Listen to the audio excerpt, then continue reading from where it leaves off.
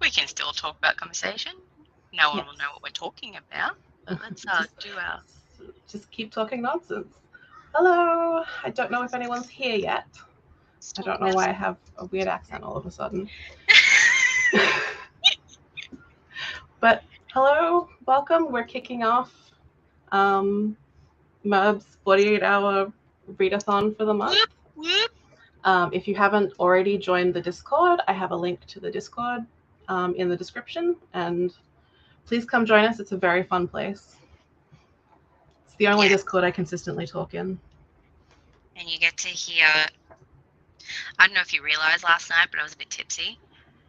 Oh. So that's why I was the way I was. And then I sent that meme, and then I don't even remember sending that meme, the one where it's like, you can't fall asleep because the server's full. Yeah.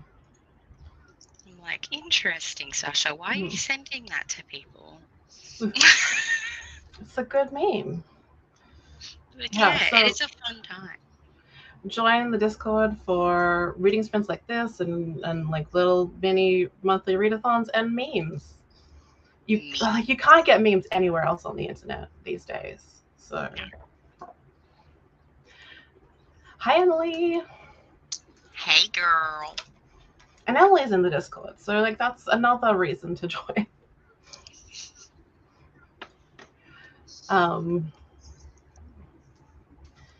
And Tracy's also in the Discord. So just yet more reasons to join, to come and be friends with these lovely people.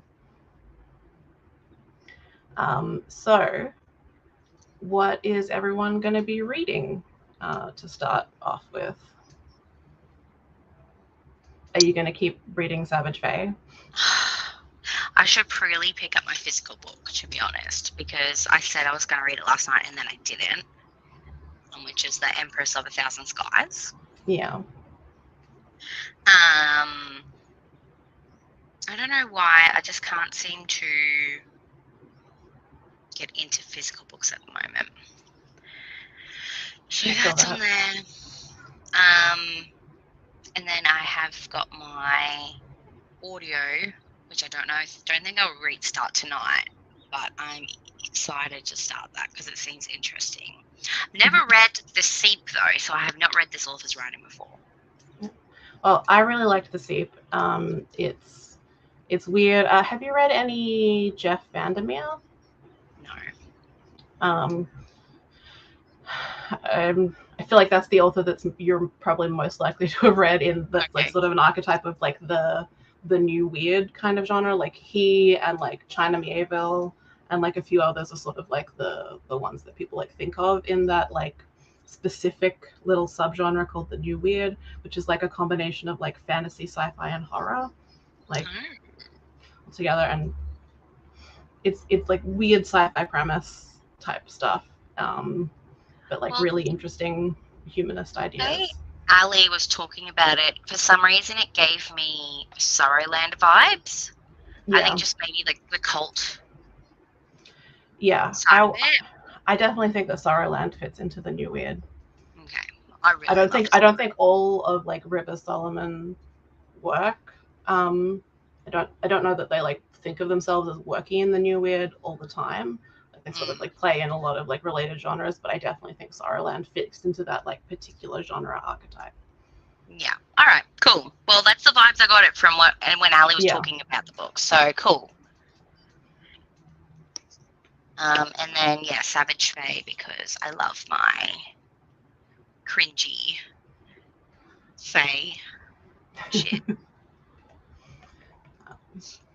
Hi, Lana. Lana!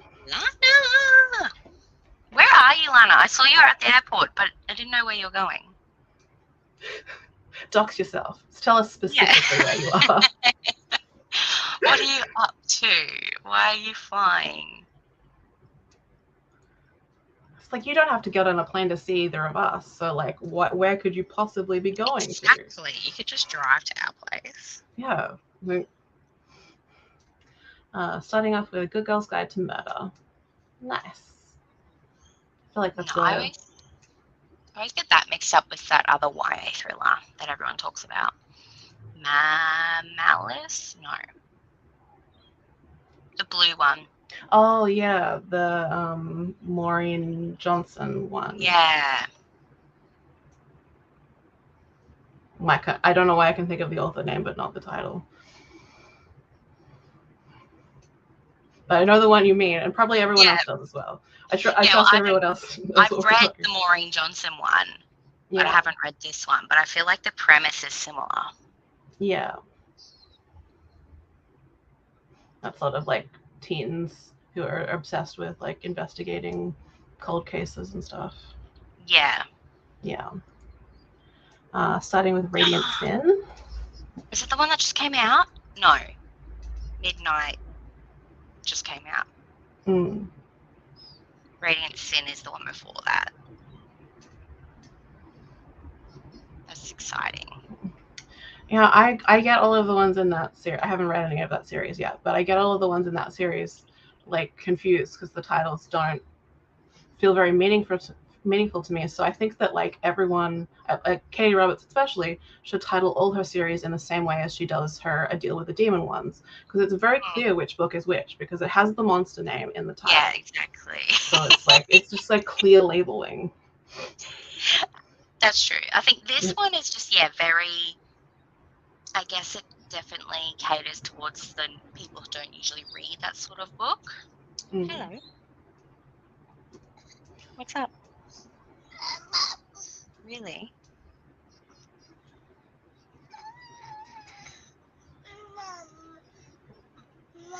Do you want to say hello? Ren is here. Ren? What's a gender-neutral term for royalty? I was going to say you're the queen, but you're not. You're the monarch. You're the monarch. Ruler.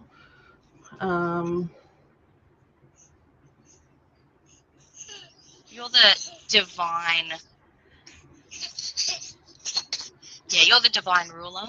Yeah, the divine ruler. I like that. What are you doing? I put the TV on for you so you can watch that.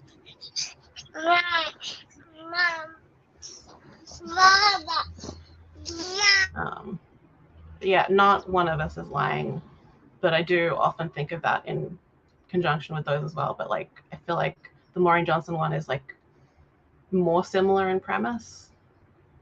I don't know why I'm doing this with my hand.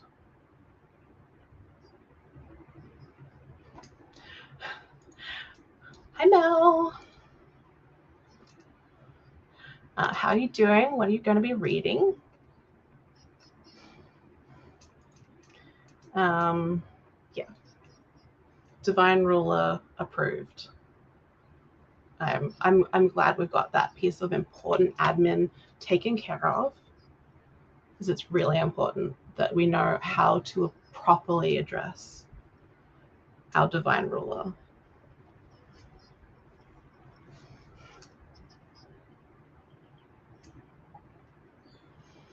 And what are you going to be reading, Ren? And like how I know that I know some of you have definitely already said that you're participating in the 48-hour readathon, but is anyone here not just here to hang out? Because like that's also cool. Everyone is welcome to hang out.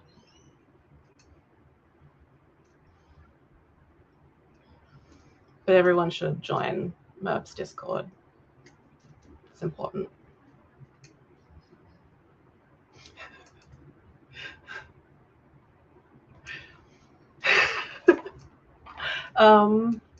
Just continue to vamp, and like I feel like I want to throw up one of those like technical difficulties screens. But I mean, when I'm not technically having technical difficulties, because I can still talk to you all. Yeah, maybe you should start that. That might be a book that you need to read. Yes. Quite promptly, yes. I do as well, but I've given up on the idea that I will have it done for the live show.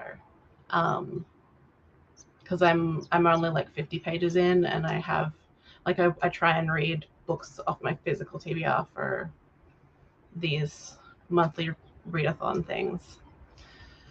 So, but I might be able to fit it in still, but I don't know. I've spent all month and only read 50 pages, so. Yes. Please hold. It is the best Discord. Speaking of which, hi Mub. We've been talking about how much we love your Discord and love being Mub's bitches. Just important stuff like that. Oh. Well, that answers that mystery. I guess that makes sense that you would be at the airport then. That is why I sprint when they go to sleep.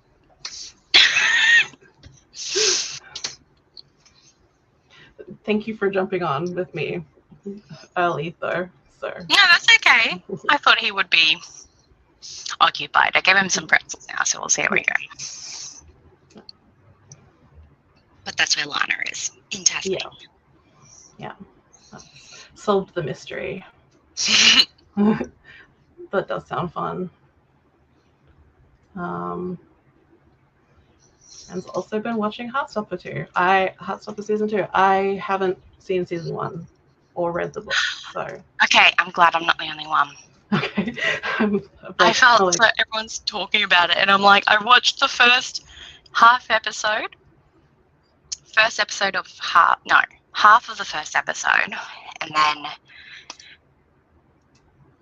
I don't know what happened. I enjoying it. It's really hard to watch shows when you read all the time. Yeah. I figured out the Maureen Johnson book was called Truly Devious. Oh, yes. I kept thinking The Vanishing Half, but that's a different book. But like, isn't there like The Vanishing something? The Vanishing Stare. Yeah. It's the second book. Right. Ren.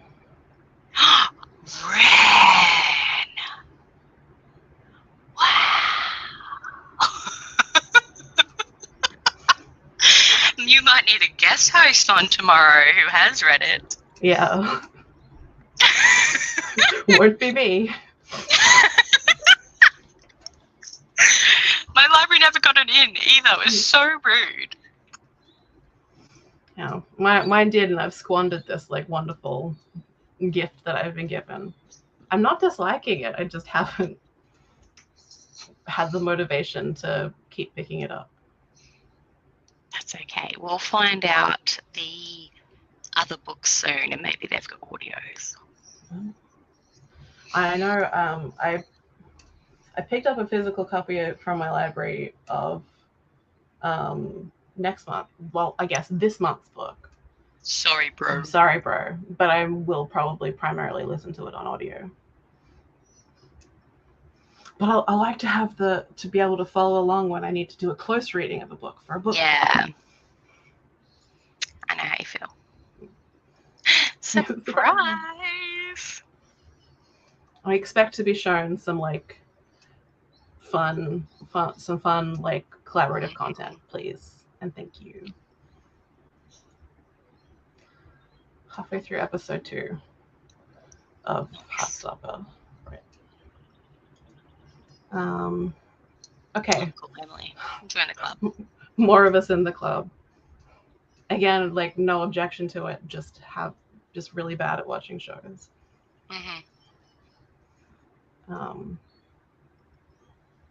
That's good. Yeah, I feel like at least in my survey of 2 library systems physically, they seem to be pretty good about stocking them. Yeah. Well, I've got the first one, and then I found the first one with the TV show cover for like $5 at Big W. So I picked that up because I'm like, support queer authors. And I don't know if I've actually read it. I think Goodreads says I have, but I can't remember. Like, I just feel really bad because I'm not obsessed with it like everyone is. Yeah. I think. I mean, none of us can match Mel with her fandom for the show. I Like, know. none of us can love it correctly compared to how Mel loves it. So, like, sorry, Mel. I just like can't even compete with that kind of affection for the show. So, like, I guess I just won't watch it because I'm not going to be able to love it enough.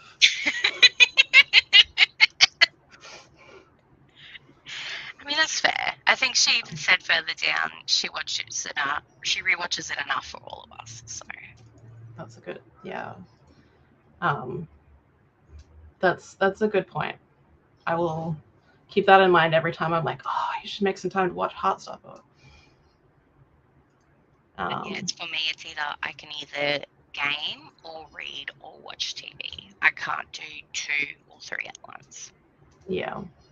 Seeing as I can make content with reading, that's what I do. I read to make content. I barely make content and just read. That's okay. Pretzels for the win. You're such a child, Lana. I love it. Just like sit down and have some pretzels. But yes, that's a good point. Yeah. You could postpone. I mean, it is. Oh no. Oh no.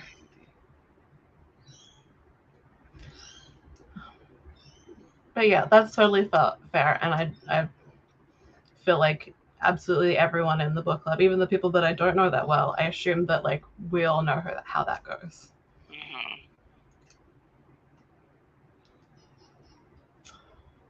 Well, that's productivity. Here's a space for productivity. Well, at least you've watched it though. Ooh. Been pretty hectic for me lately, so I haven't had the mental or emotional bandwidth for joining many book clubs. That's completely fair. I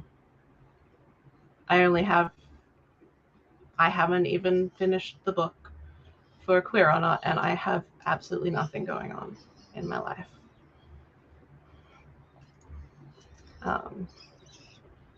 Oh, thank you. Well, like, yeah, that's like, I'm sure I'll eventually get to it because I want to. But I'm also like, whenever someone's like extremely, extremely passionate about something, I'm like, well, I'm never going to do it right because they're doing it right.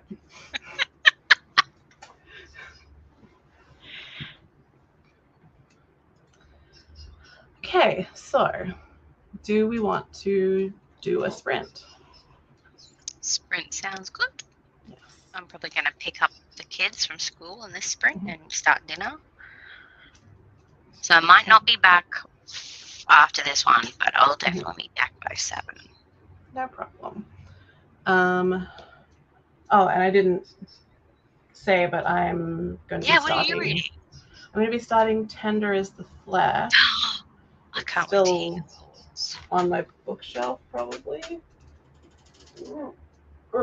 Yeah, it's over there somewhere. I'll grab it. But yeah, so my plan is to start with Tender is the Flesh, and maybe I'll even finish that this evening, and I'll start Breasts and Eggs tomorrow because they've been kind of neck and neck in my poll. Yeah.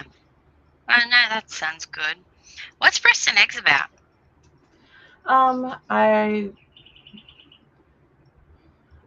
It's stories about like women's experiences. It's about like I know that it is like from like a feminist perspective. I don't 100% know what happens in it, but okay, I like that author. Okay. And of course, they're both translated, and it is Women in Translation Month. Oh, nice! Look at you. Yeah, I really wanted to like make sure like my poll options. That's why I've made like 3 out of the 4 were like translated books by women, because I try and read like at least like something for August for Women in Translation Month, and hopefully like I'll read other translated works beyond this weekend. And I have already read one Woman in Translation already this month, so I'm killing it. You are killing it. You could do a whole Insta post about it. Yeah, I should. I often think like, oh, that would be good to post about, and I don't do it. Okay, so good.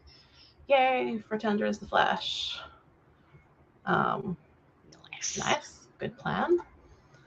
I hope I have some good thoughts.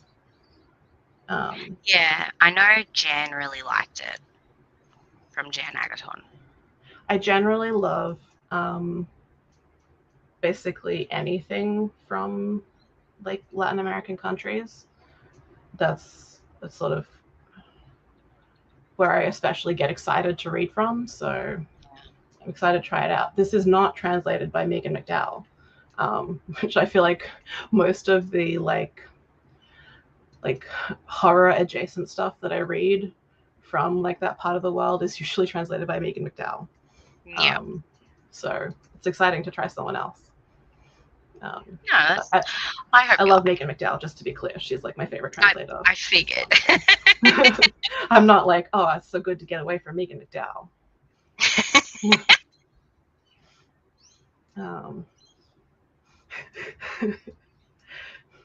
I just sort of imagine that you could just like have a little conveyor belt of like depositing pretzels to Lana and she'll just be happy. Just do a little like charcuterie board. Yeah.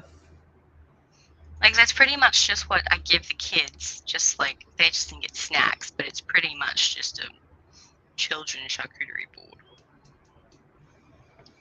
That's also what I give myself for snacks. I mean, it's got all the main food groups: cheese, bacon, and chats. Cheese, ham, chats. Well, so you get your protein, your fat, and your carbs, and that's what you need, and it's filling. It's always surprisingly filling, except sometimes you don't realize how filling it is until you've had too much of it. Mm-hmm. Yeah, they can get pretty filling pretty quickly. I should actually like get a timer up for printing. So organized. Sorry, everyone. I did like plan to be prepared, and then I procrastinated going to the shops because I hate it. So was it important? The shops? Well, one of my holds was going to expire, so that was pretty important. And also, you know, like essential library stuff. But also, I had to return the book that got coated in honey by Amazon because they wanted it back. So yeah, that's fair.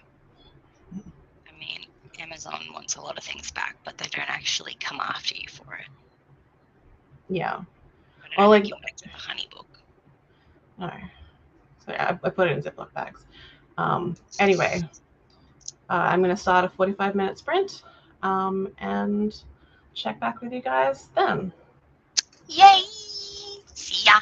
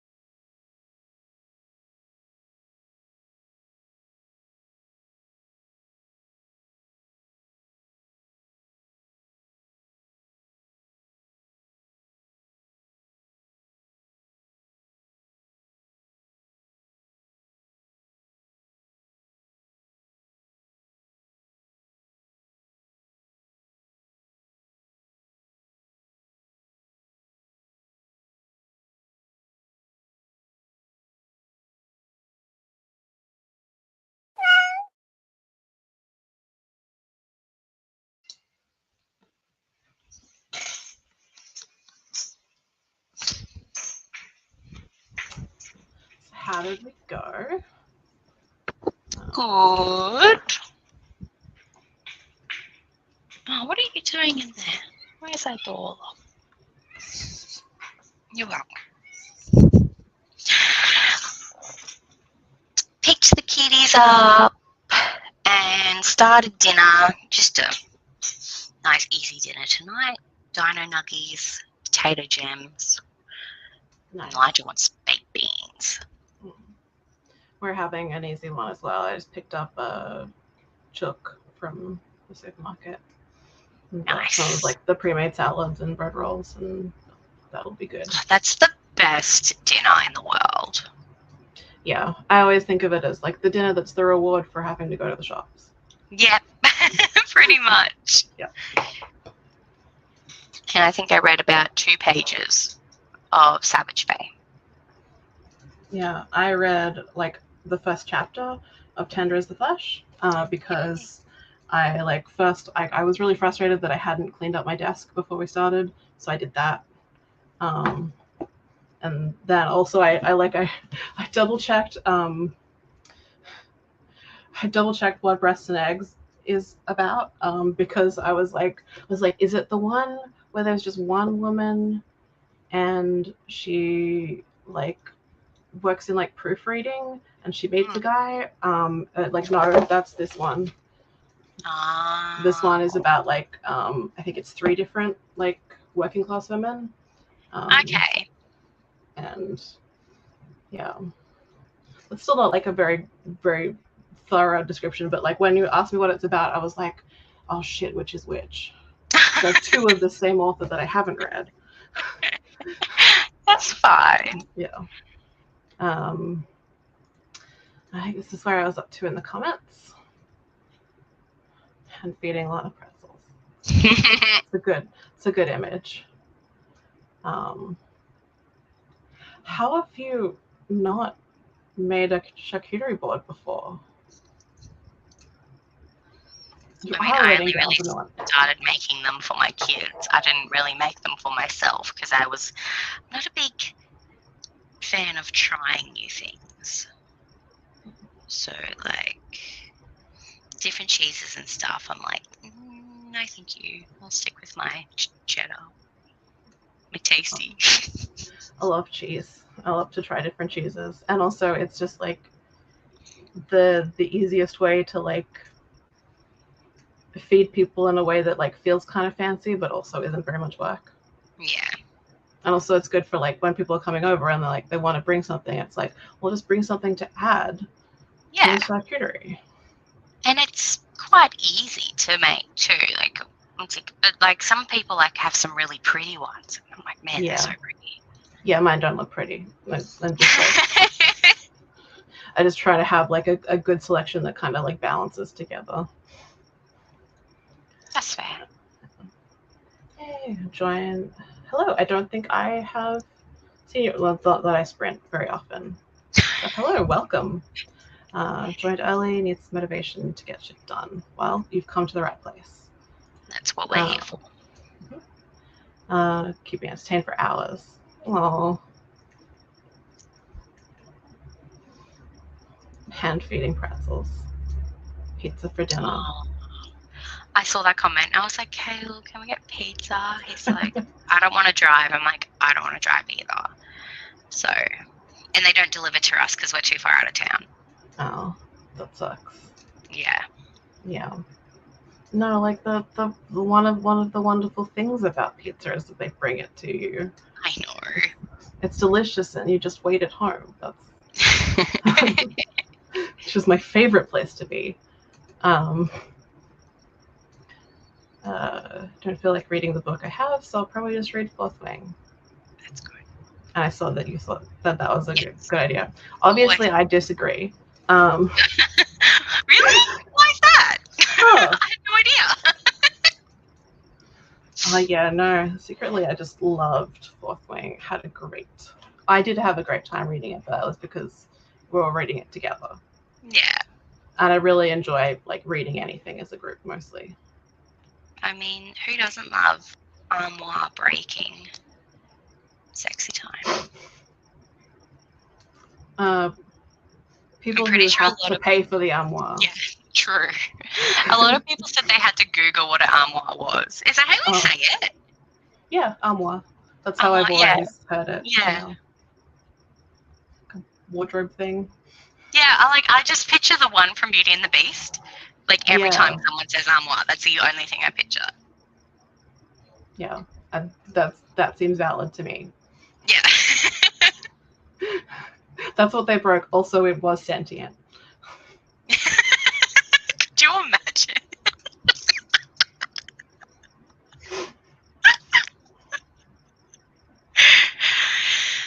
She's really like, oh, finally, but still, did you have to break me?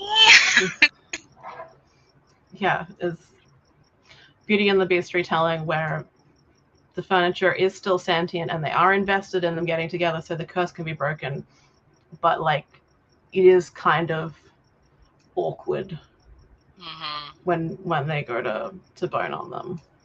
Like, were the beds sentient? I'm talking about Beauty and the Beast now, not Fourth Wing. Yeah.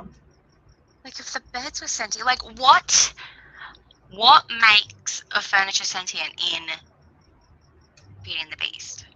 Well, like, I assume it was that, like, the servants become extra pieces of furniture. True. Yeah, so, like, I guess. Or, like, I don't know. Because, like, what happened to, like, the furniture that was already in the castle when they were cursed? And then also, like, that room where the beast full on, like, smashed up. Yeah. Was that all furniture that was already there, or was that some servants as well? Rip to those servants. Yeah, right? Like he's full murderer. Yeah. Like, the curse gets broken, and, like, they've been alive the whole time, just, like, horribly maimed from him smashing them up, and then upon becoming human, they immediately die because their bodies are too broken. Yeah. Oh, that just makes it sound so bad. Wow. But anyway, hi, Nicole. That was a tangent. Yeah. Sorry about that. Reading Amari and the Night Brothers. That's a good book. I still need to read it. Looks really good. And now we're into, like, people coming back from the Strait. Tracy read 19 pages, which is very good. And Mel was startled by the meow. I managed to not jump, so... I looked up and said it was like 5 seconds to go. Yeah. Like, the first chapter, I finished the first chapter, like, with, like, 50 seconds to spare, so I was like, I'll just wait.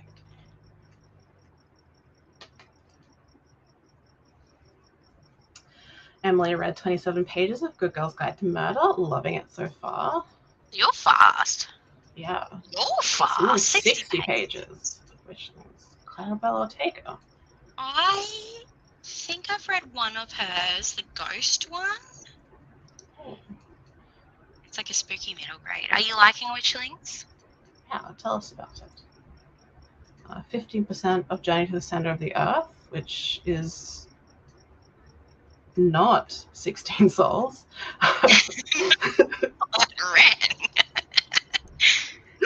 Not a fan, but if it's an early prompt.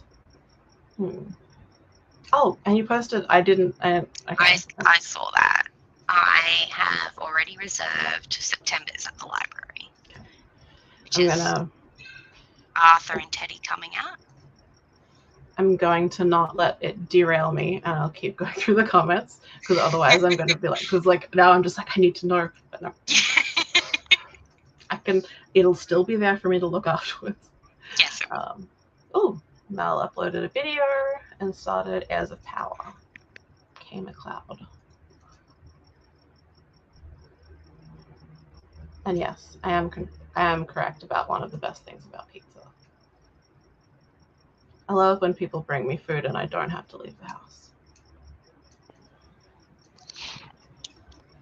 We don't get a lot of delivery. I don't know, even growing up, I was like, delivery is for rich people.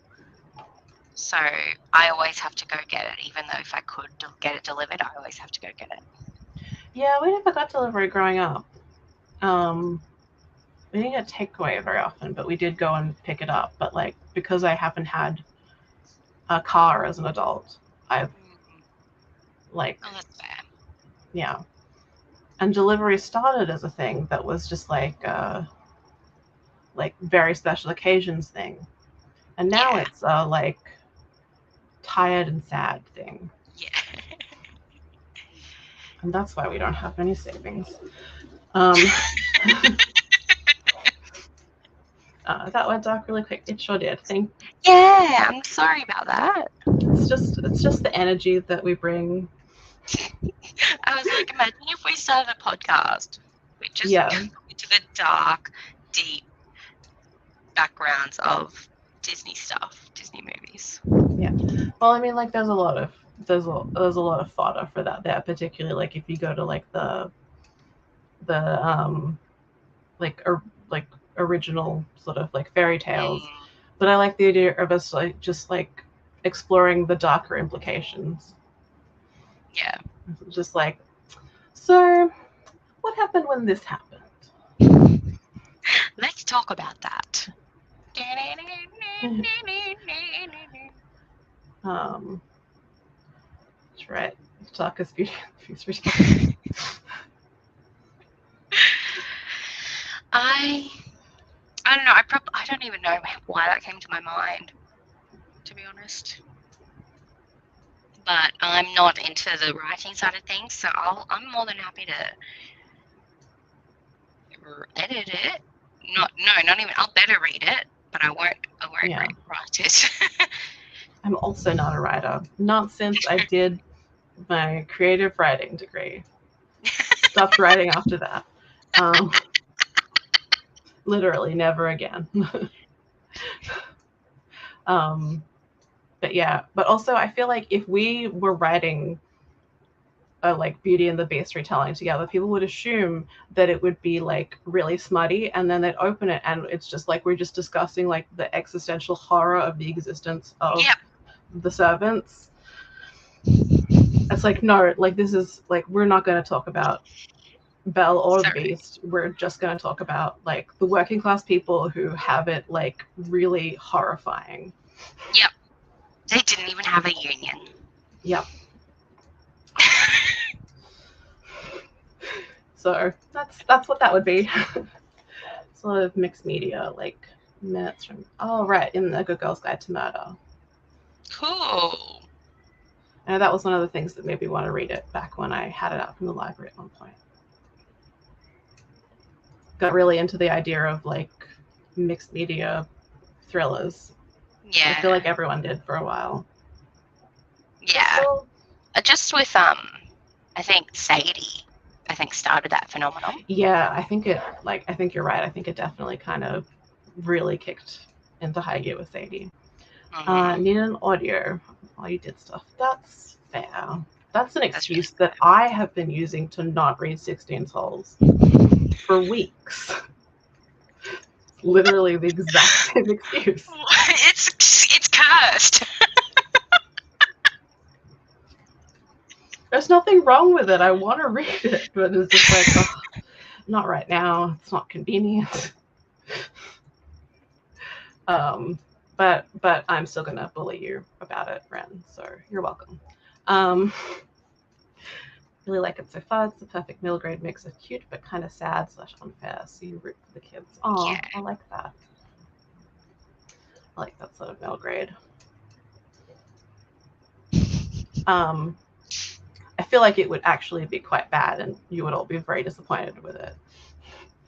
Yeah, that's why we'll just stick to our live streams.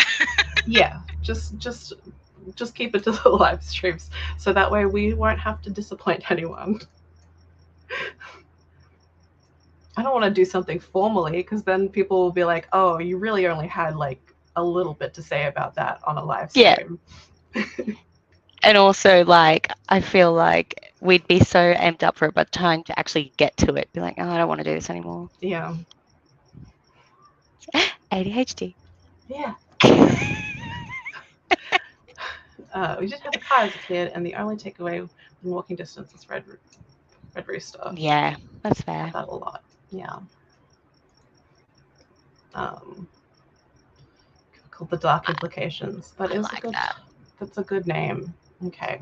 Well, the good news is I'll have forgotten about it. So it still won't come to pass. But that is a really good name, and it makes me want to do it more. If we ever start a book club, we can call it that. Yes. Thanks, Lana. As a German, I grew up with a lot of dark / kind of gruesome fairy tales. Yeah, because I know a lot of the German ones are quite grotesque in places. Just like Brothers Grimm in general. Yeah, I like that sort of thing. I mean, everyone goes through an edgy teen phase where they get really into like the twisted fairy tale type stuff, right? Or at least that was very much a thing when I was growing up. Yeah, it's not fair. It's honestly like really unfair that they were included in the curse.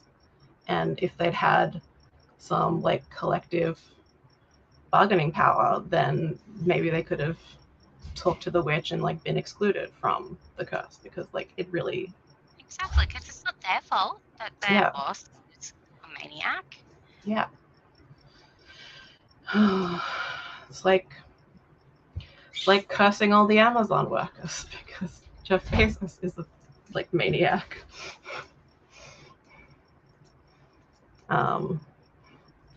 You're welcome. We aim to please. Yes.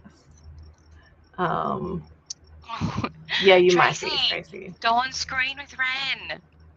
Yes, you're gonna have to like host. You're gonna have to host it.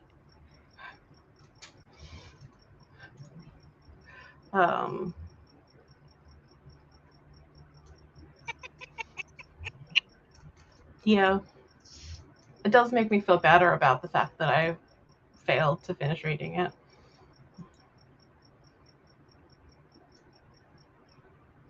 Yes. I'm probably sure there's already one. Yeah, almost certainly. There's probably several. Well, that's the end of the comments. It's really good because you've probably been hearing my kid crying in the background asking for dinner because apparently Daddy doesn't do it right. I know. So I'm gonna go, and I'll see you back in the next sprint. Okay, I'm probably gonna do an hour one because I should probably also have dinner, and I'm sure like everyone else who's on our time zone is probably heading in that direction. Yeah. All right. Cool. Well, I'll see you in an hour then. Okay. Okay, so let me set that up.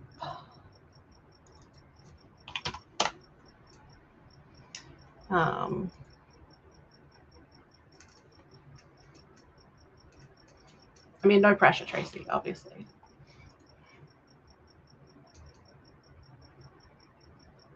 Oh, good. It's not going to just be like, oh, so just Tracy read it and no one else. And we all failed. Because I don't have very much to say about the first 50 pages that I've read, apart from like, it seems good. Anyway, so pull that up. And talk to you guys in an hour.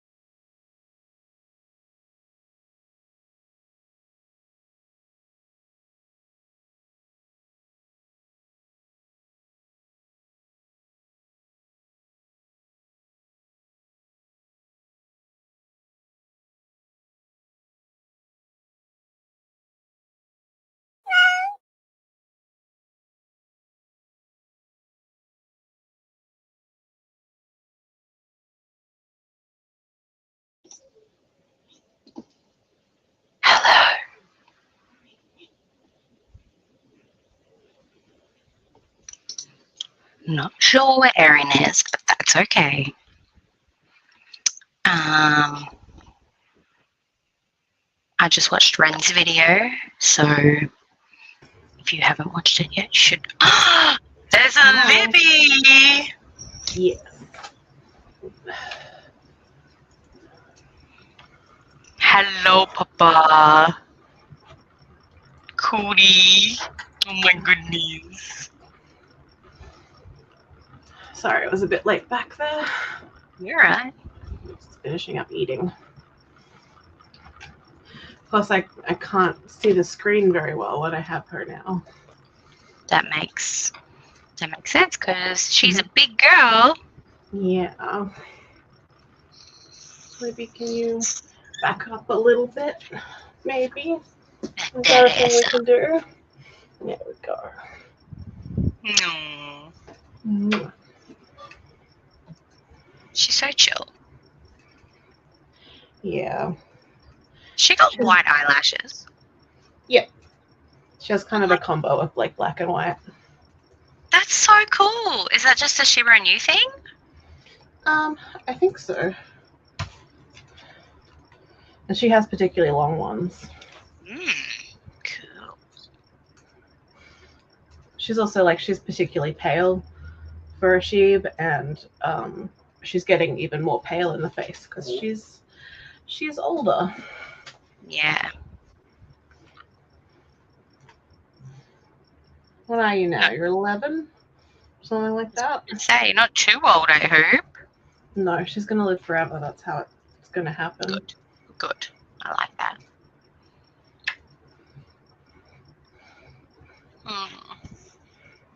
She's not impressed with this.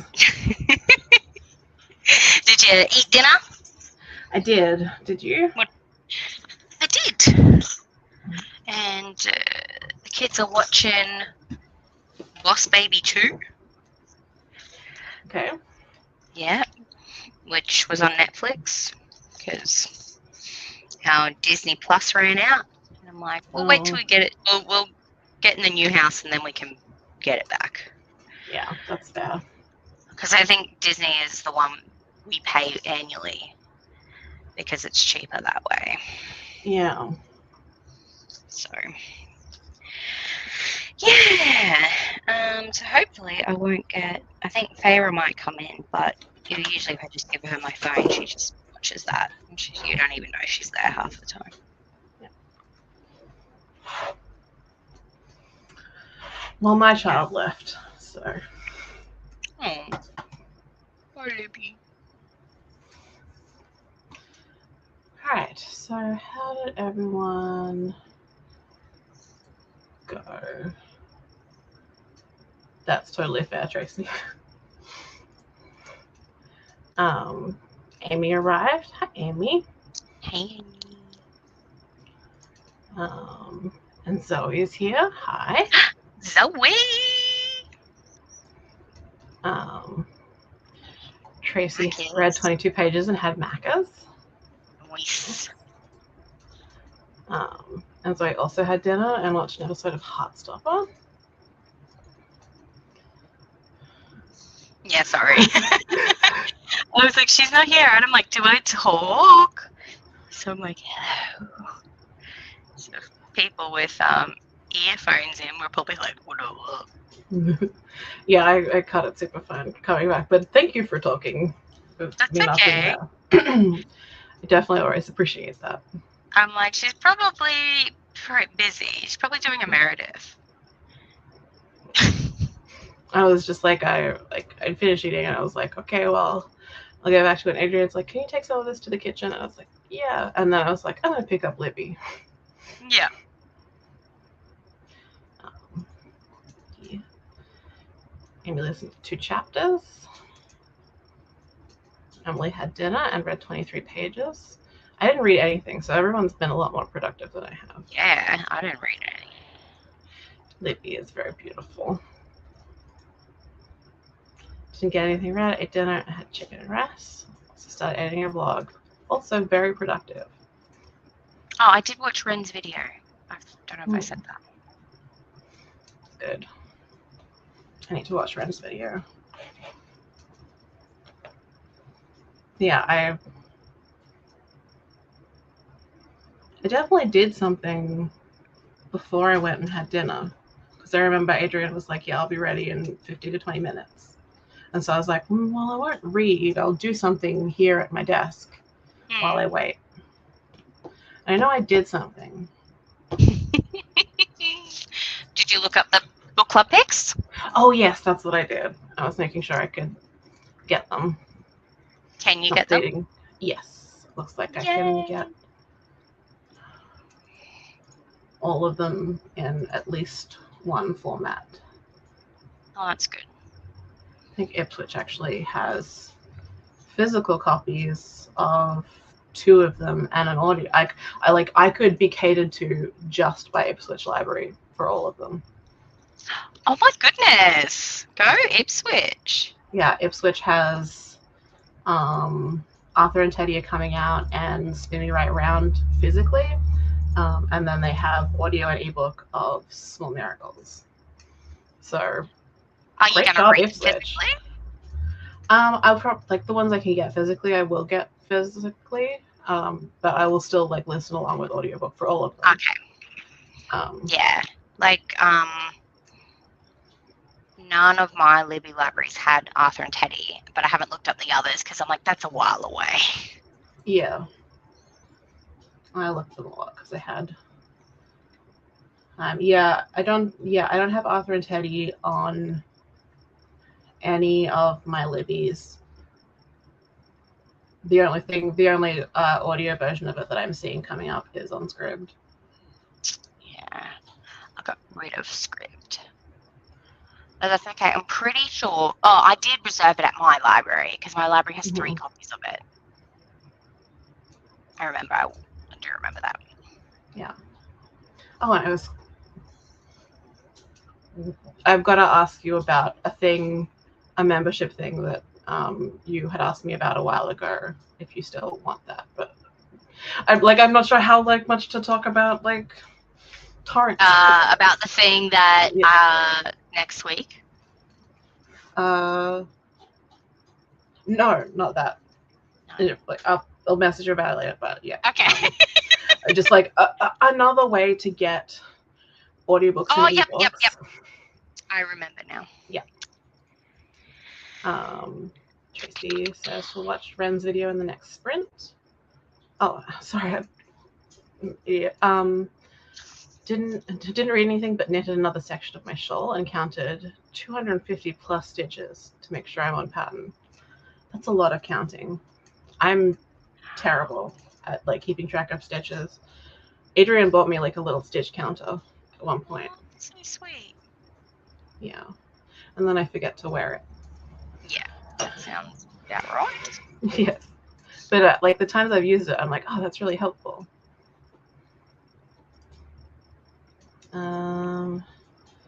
Keen for Arthur and Teddy. Yeah, they all look really good. I really shouldn't do that, hey? Even though I don't know if I'm even going to be at this library in November. September, October, November, yeah. Oh, well, I can still, it's an hour away, I can still come. My mum still lives here. I'll just say, hey, Mum, pick this up for me. I'll come visit. Seems sad to me. I mean, I haven't been doing it lately because I got scared of leaving the house. But for when I first moved here, I was still going back via train to go to a Brisbane library. Wow. But it's not like I have to go that far to be back in Brisbane. No, true. I actually only went a little bit further because I wanted to go to one that was near a train station, so I could just get off the train and walk into the library. Yeah, I used to, because we have a library truck come out to my town, and I can always reserve books from the main library, and the library truck just comes out here. But I'm like, that's only every Wednesday afternoon, and I feel I don't know. I'm just I don't want to just come to the library truck. I like the whole experience of going to the library. And there's one that the car park's underground, so I can just go straight up. And I prefer going to that one, but I like the one where I like the aesthetic of the one that has all the kids areas as well. Yeah. Like, it's harder to go to that one because you have to cross like a main road. The car park is across the road. Oh. And like with kids, I'm like, that is hard. Yeah. But we make do. Yeah, I love going to the library. 16 souls, I'm still on my reserve list, and I'm still 2 of 2, even though I reserved it back when, 3 months ago? Yeah, I guess like someone has had it for a while and not returned it, maybe. I don't know. Maybe they had ordered it and it just hasn't come in. Yeah, could be that. Oh, see, it says on order. Right. Yeah. So Maybe they're getting the American one. Get rude. who knows? Did it jump the last year and somehow always messed up my stitch counts? Counting stitches is hard and also like the least relaxing part of it.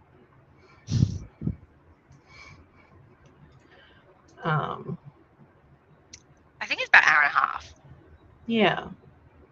Something like that. Yeah.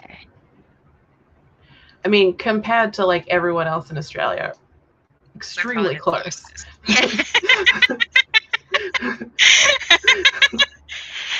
And I'm actually moving further away because I'm going out west. I'm not going east.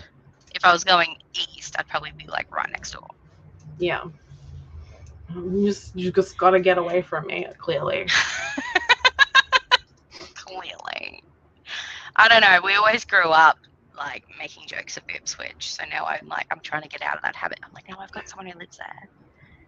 Well, it's not like I grew up here. Well, that's true. But also, like, I don't know. Inbred jokes probably aren't supposed to be funny anymore, but like Ipswich and Tassie were always the inbred jokes, and like 2 of my friends now live in both.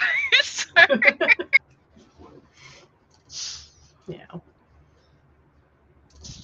So For me growing up, the town rivalry was always like Maryborough. Oh yeah. They're all the bogans. Yeah.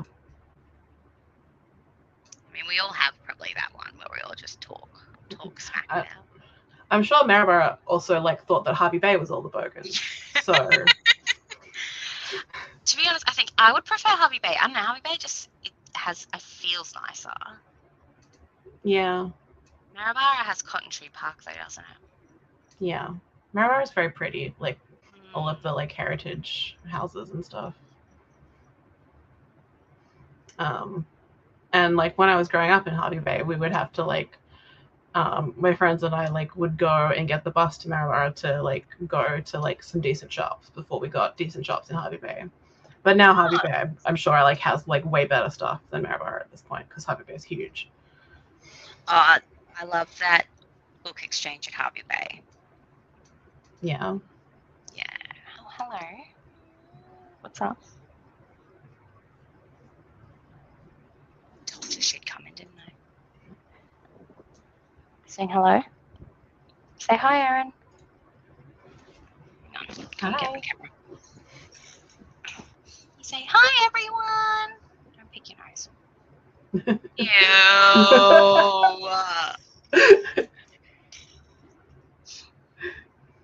There we go. Good job.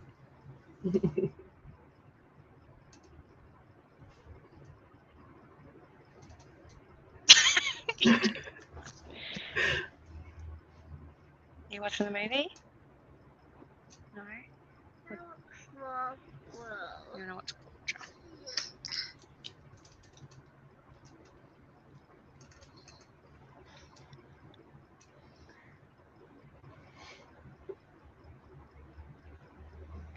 There you go.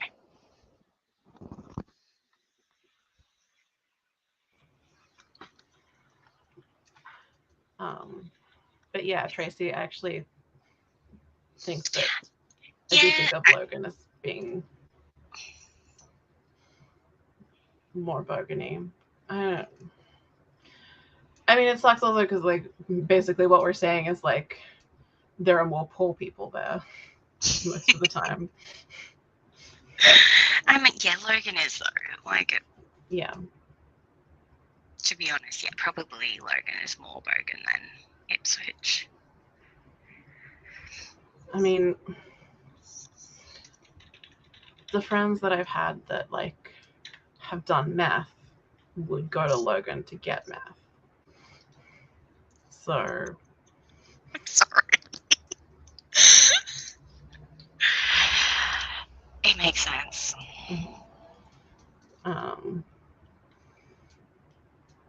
Victoria. I played Bergen Central of Victoria. Ooh, so it's in the name.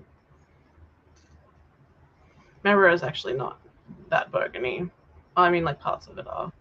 I didn't know there was a Maryborough in Victoria. Yeah. We just steal names from everywhere, don't we? Yeah, well, Maryborough is like a name from the UK, so I'm sure there are like a bunch of Maryboroughs in Australia. So we just reuse all the same names. Well, there's two Crow's Nest. There's one in Queensland. There's one in New South Wales. And then I know like there's that Texas out west. Wait, is it Queensland? Yeah. Is it Texas or is it Vegas? It's probably both. But yeah. Yeah, Tracy, that does make sense. Yeah. Yeah, there's a Texas, Queensland.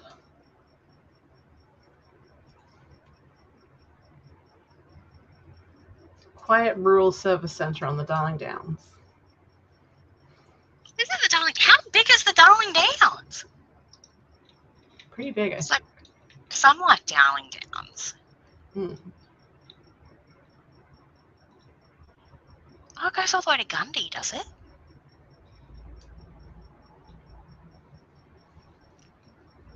Everything is so big. Holy cow. I don't know. It goes all the way to Gundy. That's crazy. And I like how Southwest is like central South. That's so funny. I'm really sorry to any non-Australians that are still listening. You have no idea what's going on. And also probably to anyone who's not like informed about Queensland either. Yeah.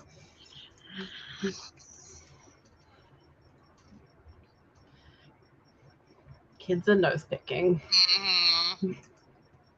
That was very funny that you told her not to pick her nose and then she immediately put her hand in her mouth. Immediately, like, I really shouldn't have said don't pick your nose because you know as soon as you hear someone say don't, they automatically do. Perfect comedic timing.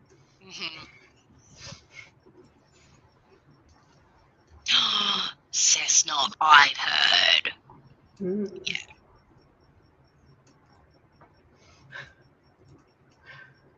It's about the methods.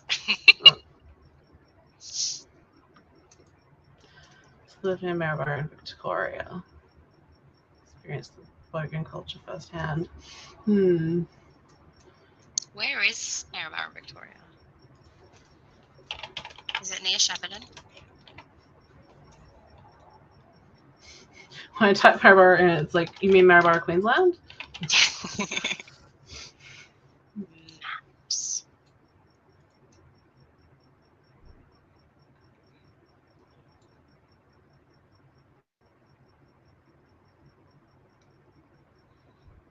I see Bendigo and Ballarat. Yeah. Interesting. Oh, Shepparton's north.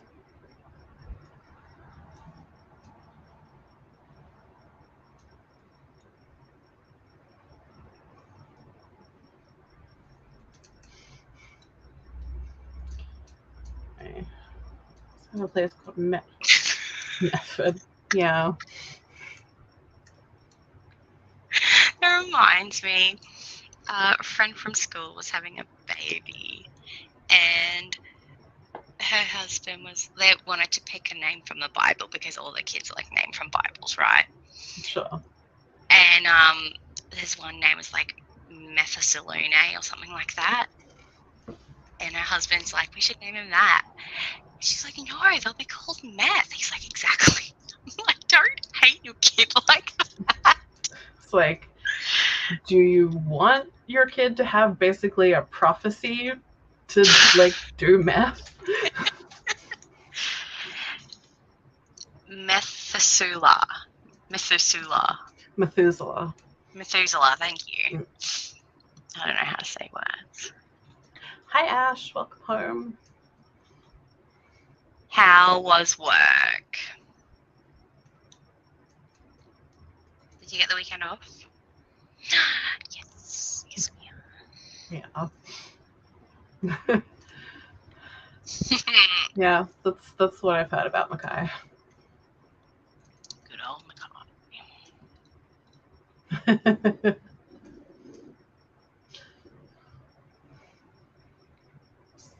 I liked the name Jezebel, even though like she didn't have a great story in the Bible. It's a fun sounding name. It is. Like, did you ever watch Pokemon? Yes. Yeah, Jessie had like a cousin or a so Jessie from Team Rocket, sorry, had like a no, I assumed that. Yeah, I don't know. I was talking to people who didn't watch Pokemon. She was my fave. I love Jessie. Yeah, I didn't watch Pokemon religiously, but I know who Team Rocket is. Yeah.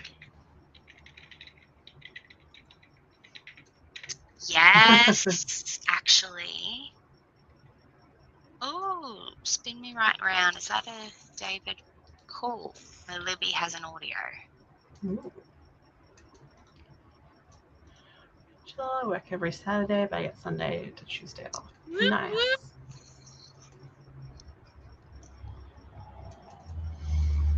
Hey there, Delilah. What's it like in New York City? I was really obsessed with the name Delilah briefly as a child. It's a nice name. Like, it is a really pretty name, but Delilah's the one that's cut off Samson's hair, right? I know you. I don't know. Amy would know. Really, literally. Were. Like, James just popping up with boobs every now and then. I was like, damn. But yeah, James is always the feminine. Like, when they dressed up, he was always feminine, and Jessie was always masculine, and it just like rocked everyone's world. Yeah.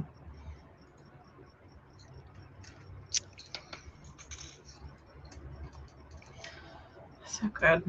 I mean, like, yeah, like, I feel like there's maybe a correlation to, like, the thing that I remember most about Pokemon is Team Rocket. Yep. The most important characters. They really were, though. Like, yeah.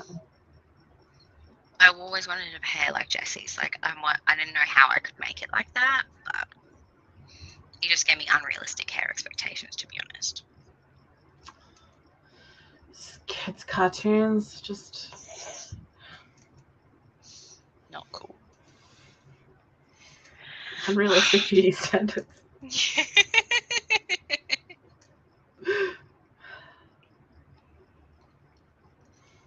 Anyway, we've gotten to the end of the comments. Would anyone like another sprint? I would. Yeah. I mean, I assume everyone does, because we are meant to be reading as much as possible. Yeah. Well, like, meant to be, but we're doing a reading thing. And I think it would be good if I read more than a chapter of the book that I made everyone vote on. Yeah, I need to actually read this book. So. But if you do end up like reading more of Savage Fate, that's fine, because we can still talk about that. Yeah, that's true. I mean, I want to. Because it's probably my biggest book on the TBR. Like, this is also my TBR, but I'm like, I don't know if I really want to do this to myself this weekend. Yeah. I really loved it. I didn't know you'd read it. Yep.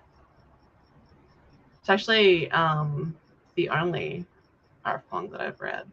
Really? Yeah. I like it. It hits a lot of things that I love with like translation and etymology and stuff like that. Like I love playing word games, so it was like, oh, this is for me. Thank you.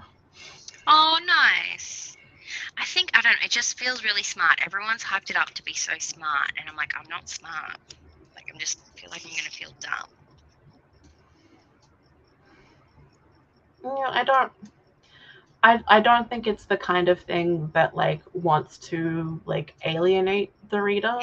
Like it's very much like it feels more like inviting the reader to be nerdy about things, and like I feel like it like does like sort of explain why particular like word things are interesting. So it's not like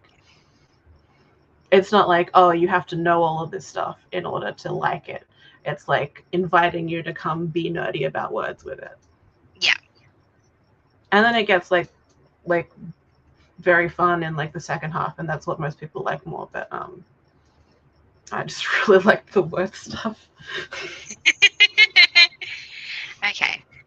Well, I think I do have the audio on Libby. So, and I think that's a lot of people said to read along with the audio. Yeah.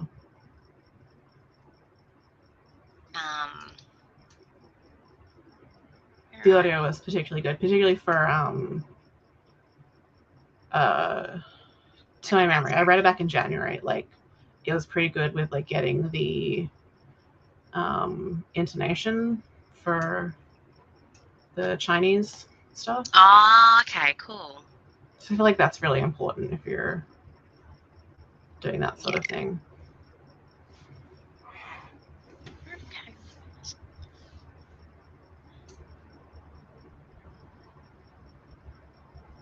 Yeah, well, I'll leave it to now, but I just realized how floppy this was. It's so nice. Yeah. But yeah, I personally found it to be like a fairly like fast propulsive read, but it is still a chonker. Yeah. Oh no, I just ruined it. Didn't go in properly. Also, when do you want to read Demon's Bargain?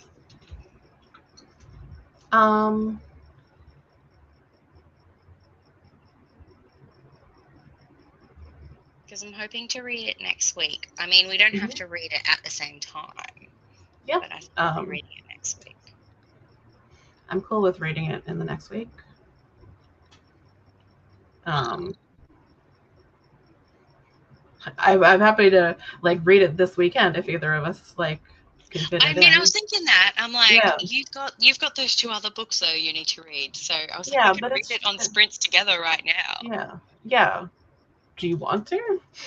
I mean, I'd be down. Yeah. If you. Yeah. Is that cool with everyone who voted for me to read Tender as the Flesh and also Breast and Eggs? Because I still will read both of them. Because this is only like, over it's 123 pages, so we could probably finish it in like 2 sprints. Yeah. Maybe 3. I mean, I read slowly without an audiobook, but like it's not like they're a slow read. Have you got an audiobook? No, I don't think there's an audiobook out for that one. Oh no. But like it's even shorter than the other ones in the series. Yeah. And I want to read it. I really want to read it. So Ash needs to eat dinner. Amy needs to read Babel. Thank you. I do really want to read it. And this would be a good opportunity for us to read it since we're on sprints together. Yeah, exactly. And it'd be really fun. Yeah. Okay.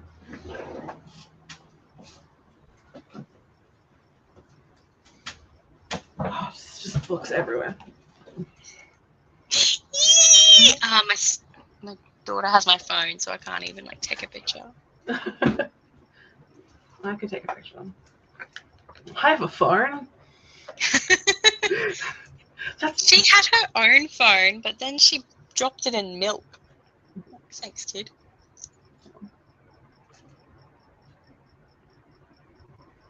Okay. That was horribly lined up, but it's fine. We're commemorating it. Let's read about pegging. Whoop whoop.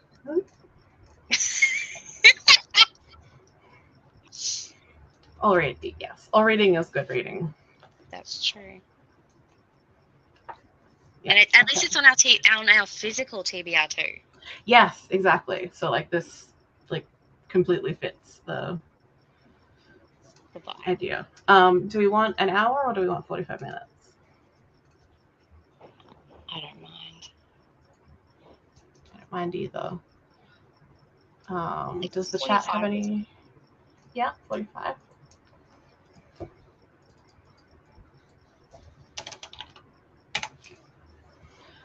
All right.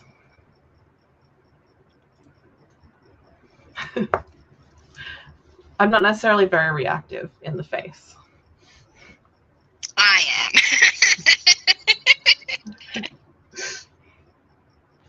Yeah. Okay. All right. Let's do it. Woo!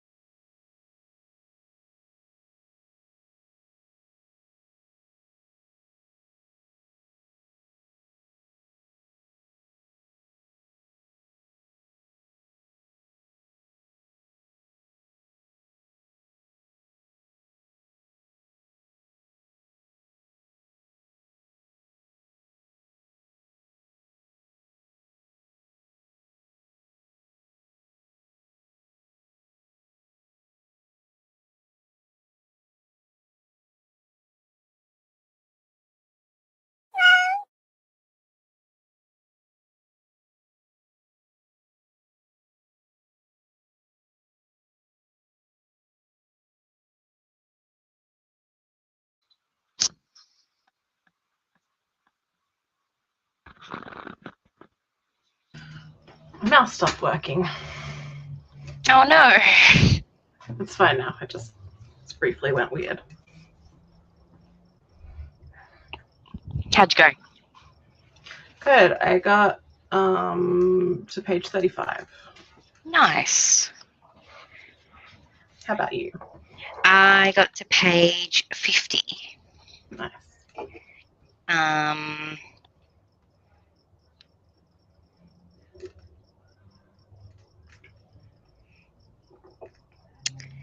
So you're just about to get to the sex.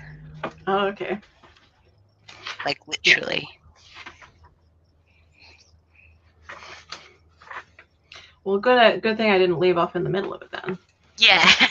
That's what I was worried. I'm like, oh no, it's getting closer and I'm gonna be in the middle of the sex. But yeah.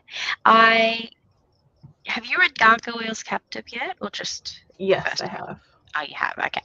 Yeah. I haven't read Gargoyle's Captive yet, but I think because this mentions soul, and so the first one, because I think this is between the first and second. Yeah, this came out between the first and second. Yeah. But Lenora's like appears in all of them so far. Does she appear in the first one? Yeah. I don't briefly. Remember. She comes to help with midwifery stuff, I believe. Well, I know she does that with Catalina. Yeah, but the type of midwifery. Okay. I think, or something. There's something that she like comes and helps with. Okay. In the first one, but she's featured much more in the second one. Oh, hello.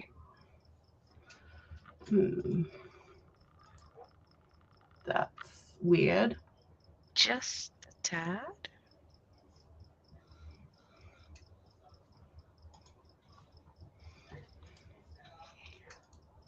Okay. You're right. Yeah.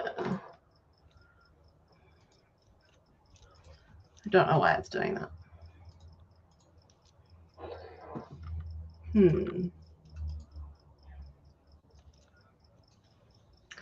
That's not ideal.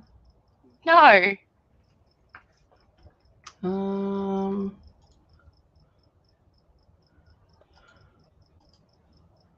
Okay, that didn't help.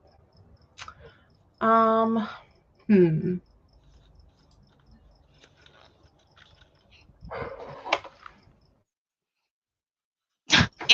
you need to unplug and replug your webcam? Yeah, I'm just trying that.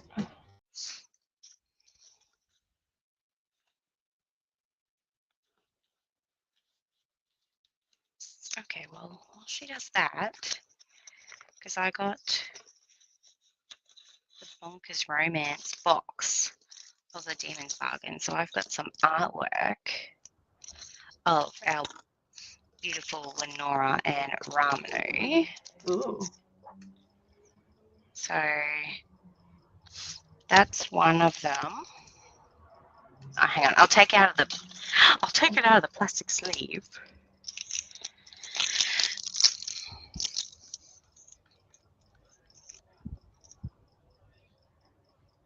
Nice. And then they came with overlays too.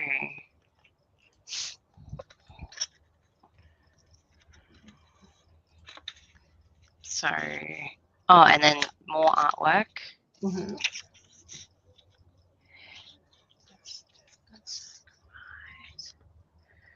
Well, this is a not safe for work one. Oh.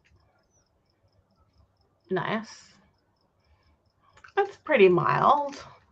Yeah, I was going to say, I'm like, I don't see any Bob's or Regine. What's that one? yeah, I've read that one. That's not how I pictured him. Anyway. And then let's look at the Happily Ever After one. I think this is like them just doing some like random day-to-day shit. Oh, look at them just cuddling up, watching TV. Oh, that's nice.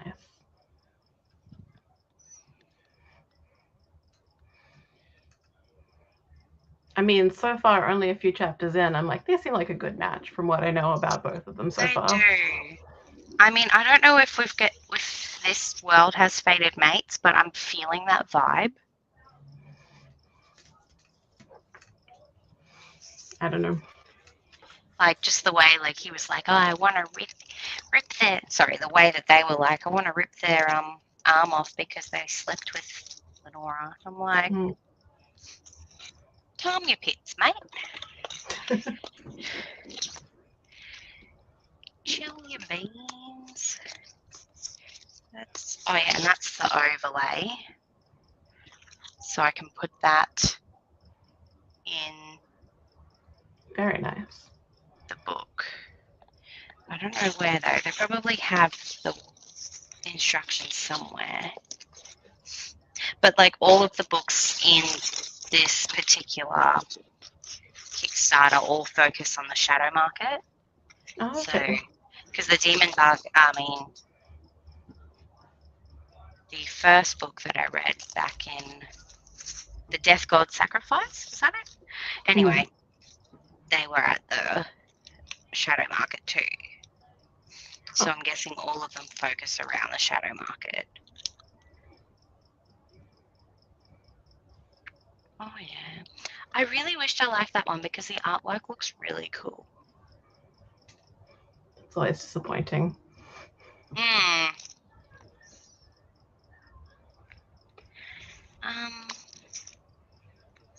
But like I've liked Ramino in the like series, so I'm glad that they've got their own book.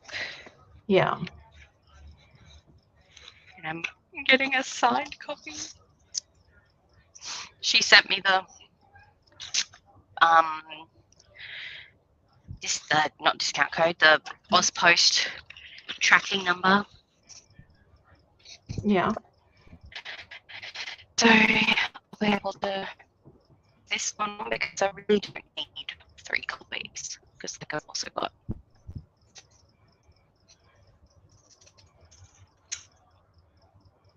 so I've got that one and it feels pretty.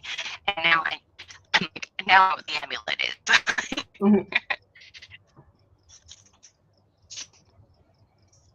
Is this? Oh, yeah, it's a signed book I can plate in it. Do they all have book plates? Yeah.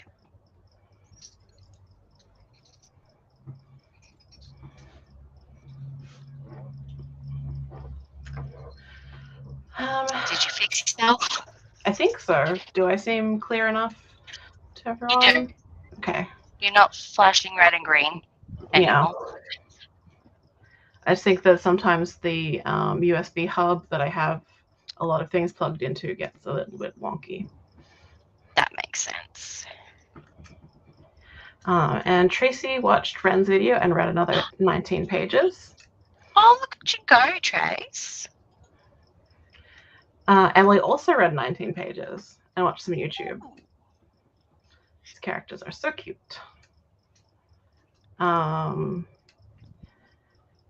Zoe's been crying happy tears while watching Heartstopper.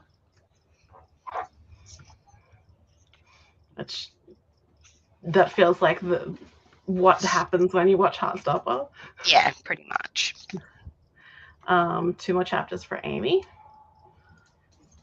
What's Amy reading again? Great question that I don't remember the answer to.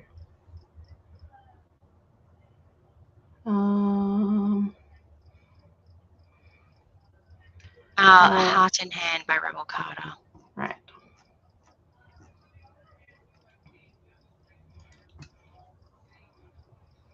Gargoyle's Captive is cute, but I remember the least about it.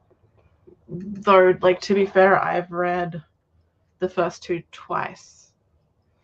Why? I've read both of them twice. Because I like rereading things. Well, that's fair. Particularly like when I'm reading a series, I like to go back and like, particularly when they're like short books, I tend to go back and read series from the start whenever I'm reading the next installment. Are you going to read Rafe this month or the start of next month? Which one? RAFE by Rebecca Weatherspoon. Oh, yes. Yeah.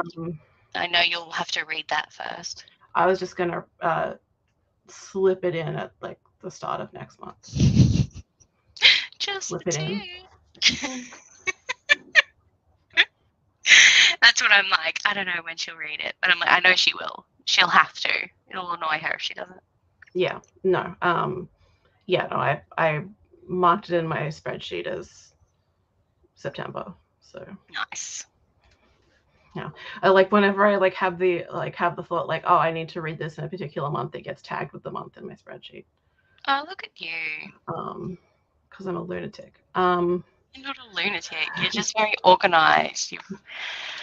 I wish I was. I like to outsource my brain as much as possible because I can't keep anything in it. Can you also send me your spreadsheet? Because I'd love to see it. Sure. I just like seeing other people's organization. It's slightly complicated because it has to get like permissions from multiple spreadsheets, but yes, I'm happy to show you. Don't worry about it then. I'm happy to show you like all of my organization sometime if you want to see. Have you got 24 hours? Paige has seen it, but like I keep being like, oh, I should like convert these in a way that like other people could maybe use parts of them, but like my system is like so like complicated and convoluted based on the fact that I hate having to like retype any information on a book, so like I always want it to pull from like the same database so I never have to repeat anything.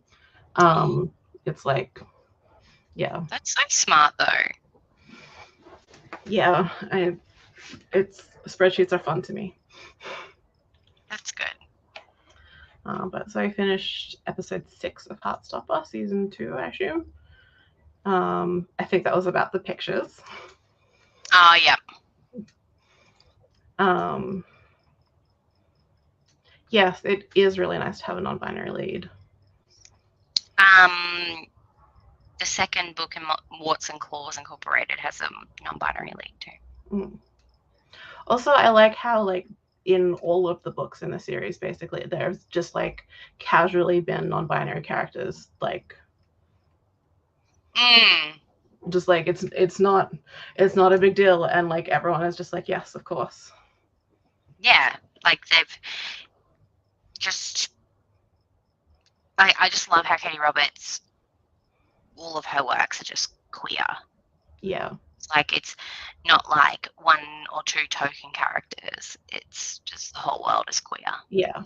Yes. It's like it does like permeate the world. Like no one had like it's not about like grappling with your sexuality or facing oppression for it. That's not what the story is about. So everyone is just like, yeah, of course. Yeah. It's a queer world, so here we are. I love that. Bye, Tracy. Thanks for coming, Tracy. Sorry I've rambled on so much. You haven't.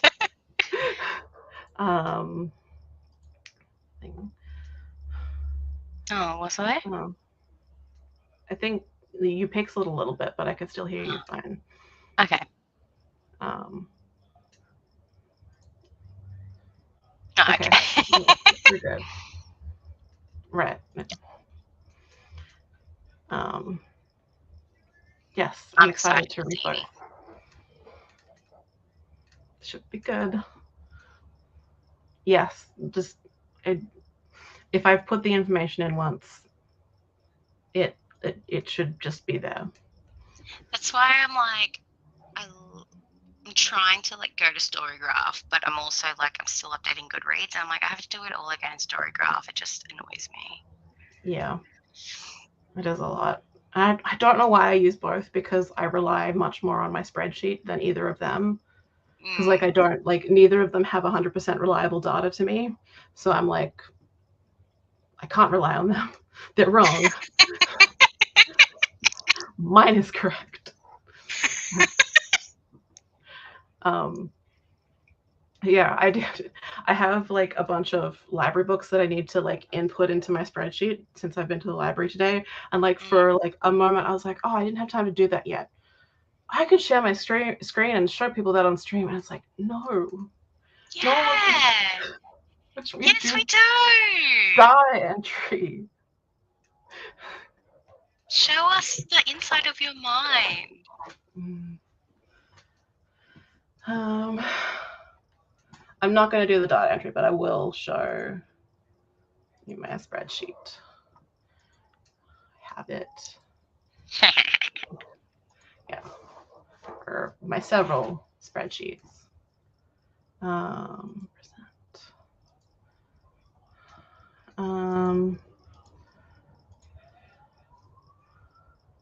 So I don't know what the best configuration will be for showing. Probably this.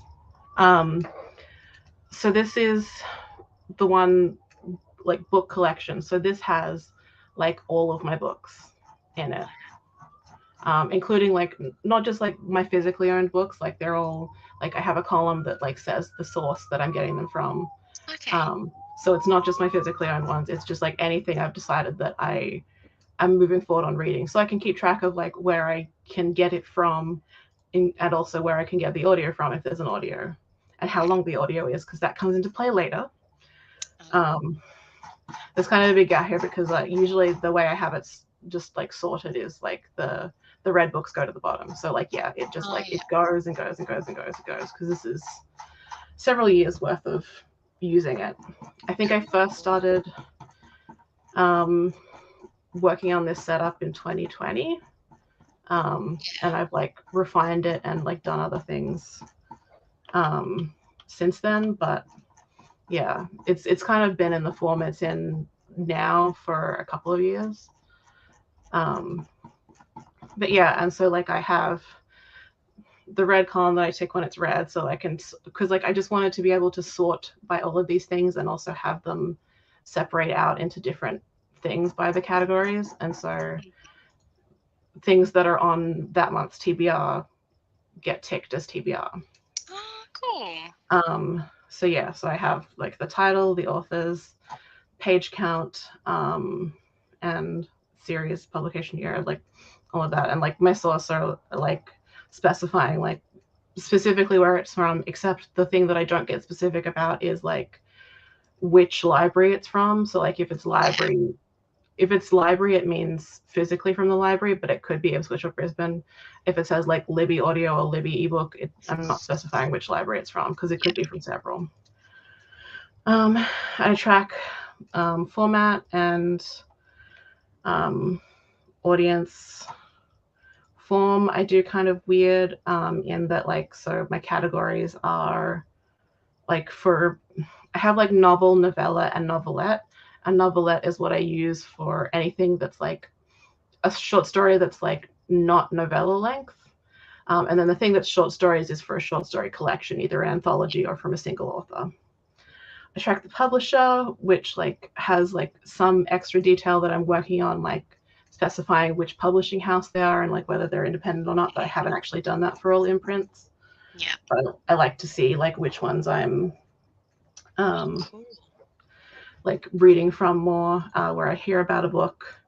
I do my genres kind of weird, where like I have like a big overarching genre that is broken down into realistic fiction, miscellaneous, which doesn't get used very much, nonfiction, poetry, and speculative. So like my like fiction is basically either realistic fiction or speculative fiction. And then I get more specific in the subgenre. The first ones,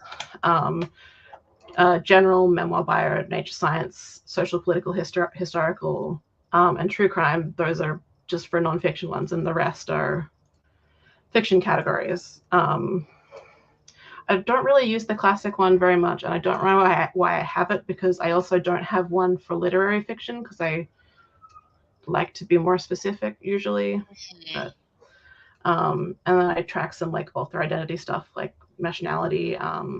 This is just like the inputs list to like these drop downs pull from. Yeah. I have this stuff that the plan and due are like library stuff, but the reason there's like a separate column for a plan is like, so like the due date is the actual due date that they have at the time, but plan is like if I plan to renew it and keep it longer. Yeah. Stuff like that. And I have it's translated, the language is translated from, and the translator. And this author gender and like identity stuff pulls from a separate list, because I don't want to type anything twice. I have a whole list of authors with the details that I've noted for them. Wow. Also, like this isn't like, I feel like this author list is not something that I would necessarily share with anyone, because I wouldn't like, I don't feel like I'm a trusted source on these things. This is just sort of like with identity stuff, like the author should be the ultimate source, but like this is just for my own visions. Like I just want to clarify that, because I know like it's kind of weird to track identity stuff sometimes, but this is just like for personal use only. It could be wrong. It's like to the best of my knowledge based on like interviews and stuff that I've been able to find with the authors. What's FN mean? Sorry. First Nations. Oh yeah. Yeah. So like I wanted to make, I added that when I decided like I need to be reading more stuff from First Nations authors, and so like I added an extra column. Anytime I think of something that I'm like, I really want to focus on this, I add an extra column to be able to track it so I can find it. Cool. Yeah. And the Amy's point about gender being fluid. Yeah, like I obviously can't keep things up to date. And I only have the inputs for gender, I have like very simplified. I just have female, male, non-binary, various, that's for multiple authors, and unknown. And like, so like I don't, if someone is trans, they are tracked as whatever gender they identify as, to the best of my knowledge. And they also get a tick in the LGBT. So like I know some spreadsheets have like specify like trans woman and trans man, but like I didn't want to separate that out. Like no, yeah, that makes sense. Like trans women are women, so they go in the same category as exactly.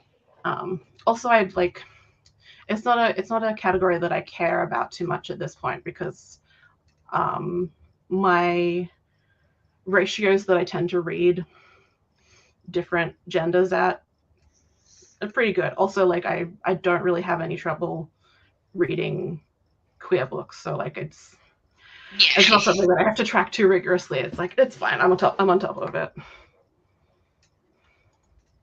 Yeah, exactly. So like this is like, yeah, like I'd be willing to share my spreadsheet with people, but I don't think I would include any like of the author info I've gathered, even stuff that I had like verified to the best of my ability, because I don't want to be the authority on that. That's people's personal identity. And sometimes I feel like a weird creeper when I'm like Googling them with keywords to try and find interviews where they've like mentioned being queer and stuff like that. And it's like, I'm weird. And then the planning column, you can see some of them have months like written next to them. And catch up is things that like went on a TBR and didn't get read. Yeah. And there's some things that say July in that are August now, so that's cool. So I do have some stats on this that I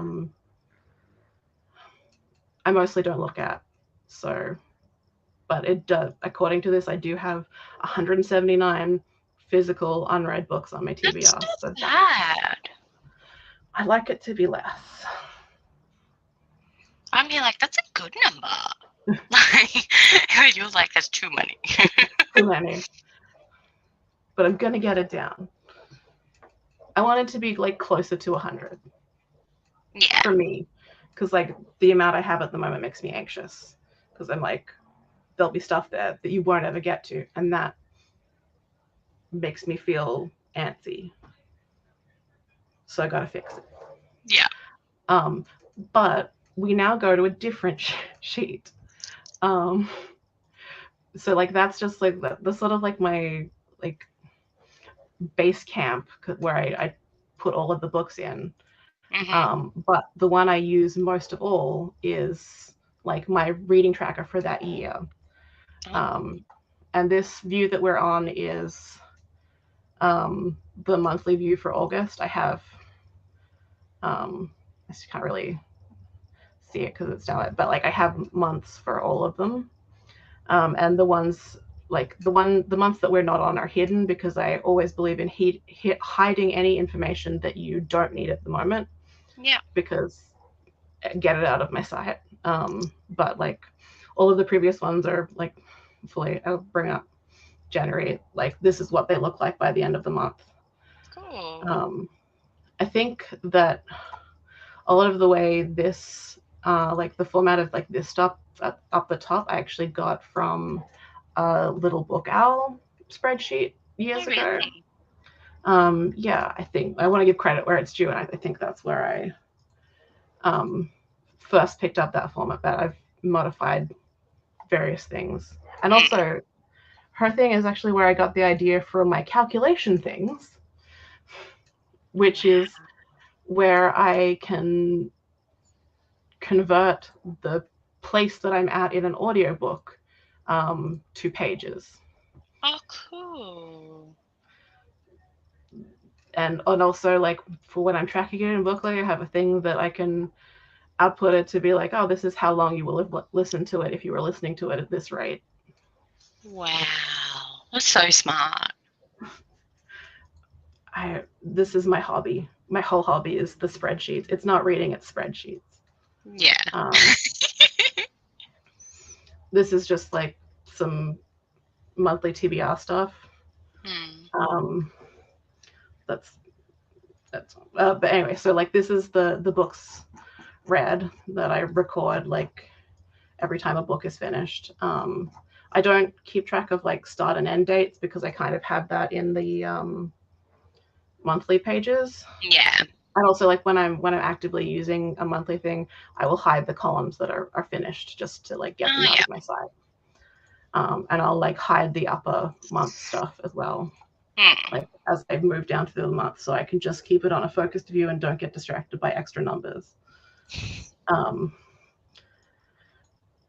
So for the books read, like I note the month. An extra thing I add is also, as more recently I started doing this, as well as like the format that I have listed for it.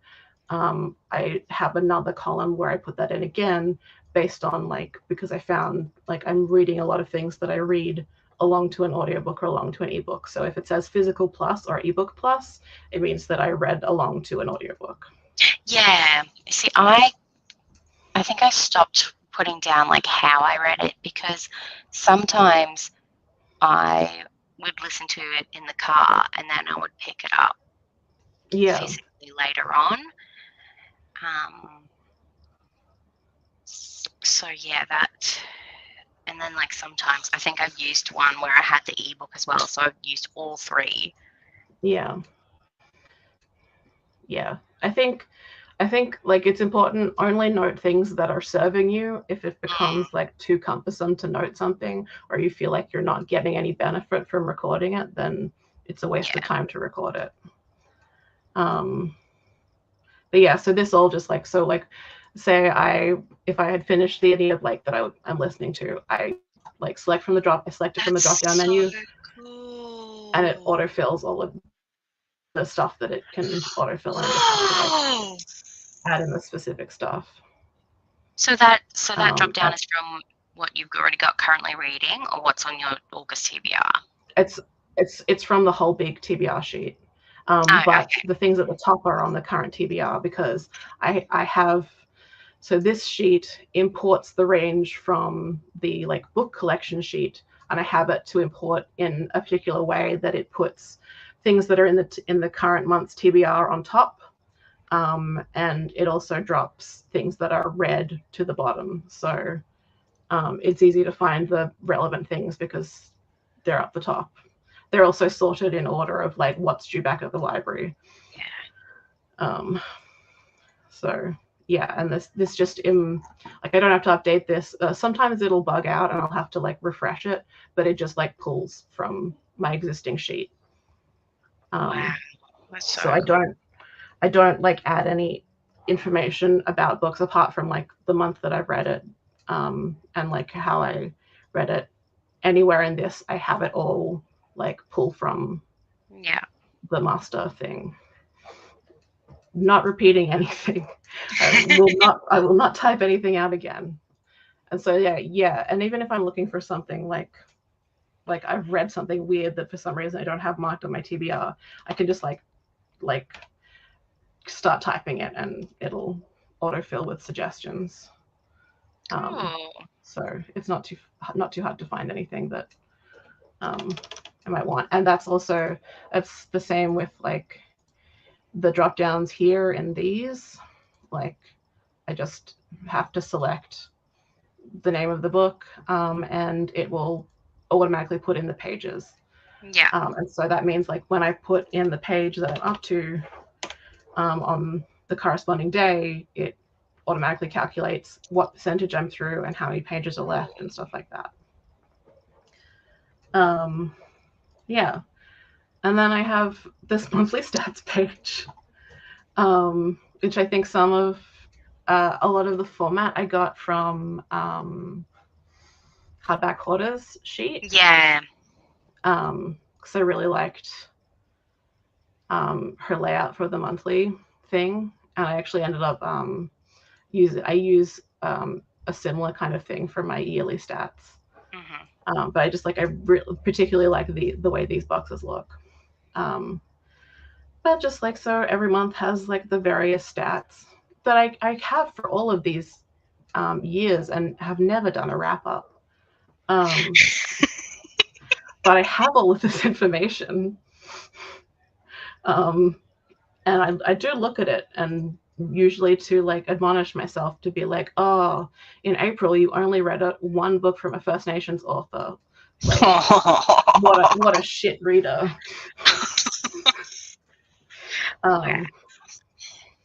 Actually, mostly this year I look at it and be like, why is it so different from all of my other years? Oh yeah, Ruby Dixon. Ruby Dixon. Because yeah, so in my yearly stats, it's really weird that I've read 86 romance books. Yeah. That's really weird for me.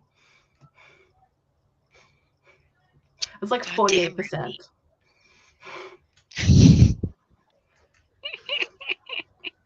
Also 69% audiobooks. Nice.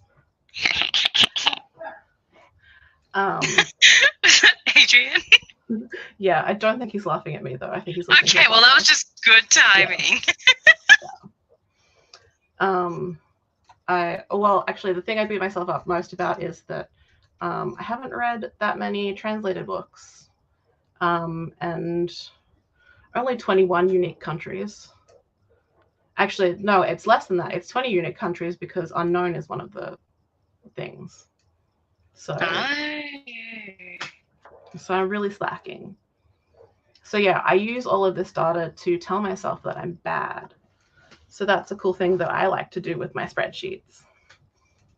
I also like this stuff over here is like where I was like working out. So like this this section here. I'm gonna zoom in a little bit. Well, that's too much. But anyway, so this section here is like the number of books in each of the like ratings I give that I've gotten and the percentage. But then in this one, I get down, because I use Bookly to track how long I spend reading each book, I have a breakdown of how long I've spent reading each of my star ratings. So like so far this year, I've spent 71.2 hours reading 5-star books. But I've spent 184 hours and 184.4 hours reading 3-star books.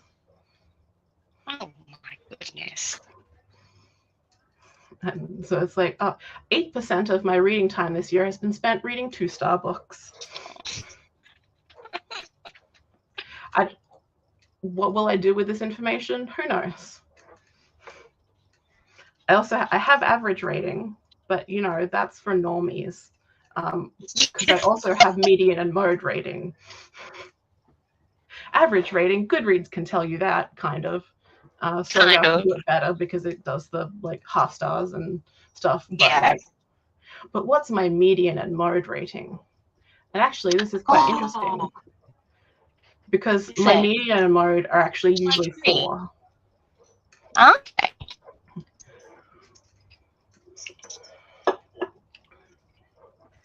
In the previous 2 years, mode is usually 4. Can't remember. What's mode again? I get them confused. I'm pretty sure mode is the one. Wait, or is median? So like one of them is it's the number exactly in the middle of the data. Like so, like if you put all of your numbers in your data set, it's the number that's exactly in the middle, like physically in the middle of the lineup. And the other one is the number that occurs the most in the data set. Median is the one right in the middle. Median and middle sound similar to me. So mode is the one that occurs the most. Yeah. Nice.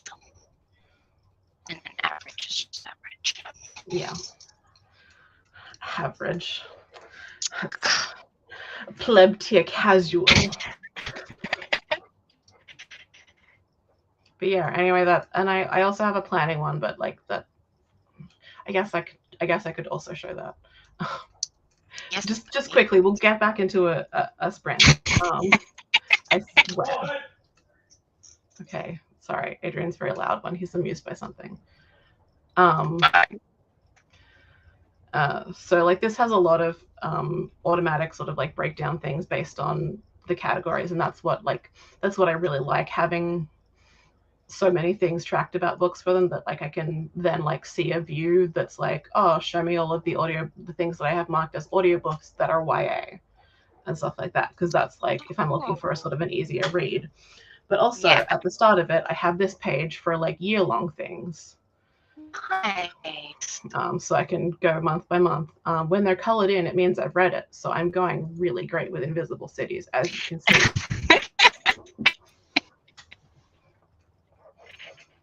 So successful. But yeah, see, I already put in the new books for Twitter or not.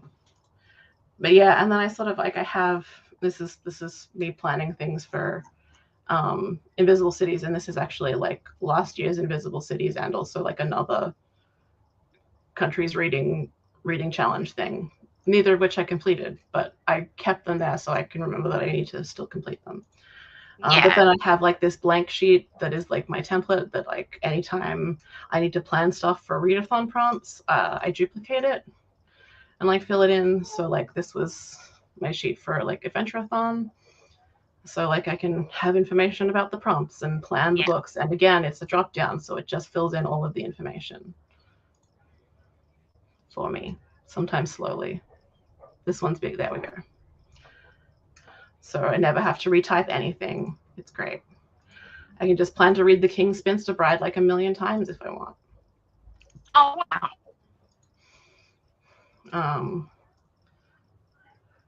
Yeah, and my important list of like books that I don't have audiobooks for that I need to still read. Yeah. Yeah.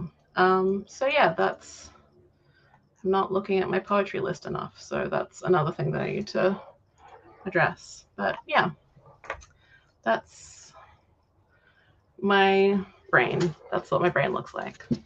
Very cool. You're making me feel bad. Like, Yeah. I should read from more cities, like more nationalities than what I normally do. It's a lot of work to chase down specifics. I feel like I actually don't know that I would recommend. Like at the end of last year, I was like, oh, everyone should do Invisible Cities. It was so good because I found like one of my favorite books of the year I found through Invisible Cities. It was so good. Yeah. But this year I'm finding, I think I'm reading from less cities, reading from less different countries because it's so much work to track down the specific countries for Invisible Cities. Okay. So it's taking away from like my enthusiasm for reading from lots of different countries, and I think that might be bad. It would be, yeah. Yeah. Emily also loves spreadsheets. Amy hates making spreadsheets, but appreciates their beauty. Yeah. Well, I hope that like, I hope that the spreadsheet loving people enjoyed that, but also that the people who that was really boring for, I'm so sorry. Yeah, that was cool. Audiobook pages. Yeah, well, I like to have a consistent thing for like if I'm tracking different things, I want it to be a consistent thing. So I want everything to convert to pages. I can also use it to convert like ebooks to like the page length of the printed thing because, you know, it's sort of like variable. Spreadsheets are fun, but don't use them if they're making it not fun for you. I think that's really important. So yeah, that's, you've seen inside my soul now. That's what it looks like. It's very beautiful. Yeah, so like I think like Paige mentioned in like her stats video that she was like, oh, and thanks to Erin for helping with it. It's because like we will like sometimes sit down and like just like, I really want to track this, and I'm like, well, I have a formula for that. Let's do a formula. Yes. Look at you. I love formulas. You could totally make a killing out of that. You know that, right? Yeah, I don't think I can't release something because I feel like I should provide consistent support, and I'm really bad at doing anything consistently. Yeah, that's fine. Yeah. So I have started writing out like instructions at one point, because like I feel like if I could package it with like really clear instructions, people will still need support though. Yeah.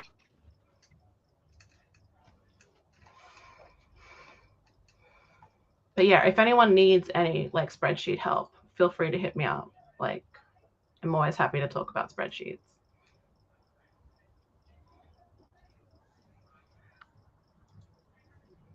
I got all hot and bothered about spreadsheets. Where's Meredith when you need her? She's busy getting white girl wasted. Exactly. You're like, Meredith, Erin needs you. All right. Do you want to read some more, maybe? Yeah. With a readathon.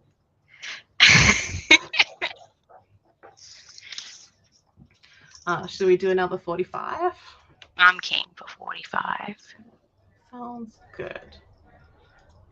My computer's like, you've been looking at too many spreadsheets. Chill the fuck down.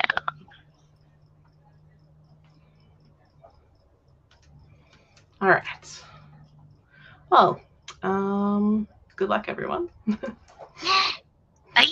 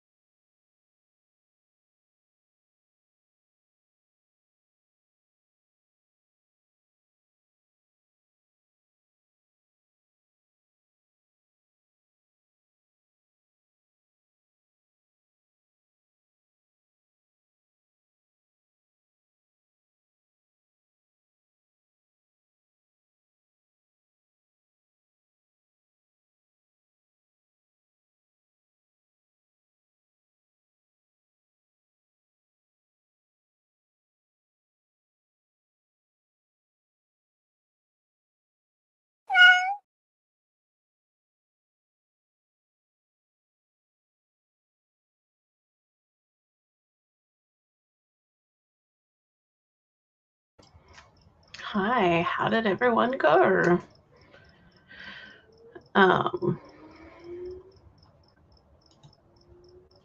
Amy's had to head off. I don't know why I'm saying that when probably not there. So, hi, welcome. What are you reading this evening? Or right now?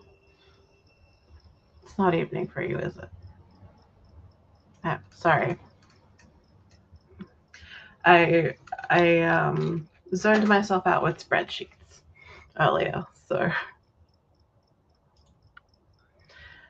I got to page 63 in The Demon's Bargain. I like it a lot. Just past page 100, and now I'm hooked. Nice. I love that point where like a book like gets its claws into you, and it's like, wow, I'm really sucked in now. How violent ends. I'm just currently just trying to wake up. That's totally fair. Finished Heartstopper and continuing to read Spirit Bound. Nice.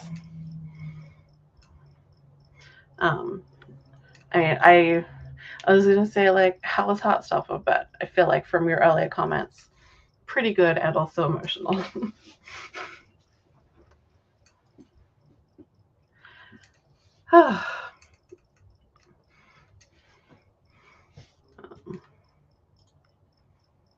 It's really so interesting. Yeah, I love when it just flows and gets its hooks into you. Sorry, my words are like backing up in the back of my brain. Aw, happy crying, I assume. I love an emotional release show. It's very good.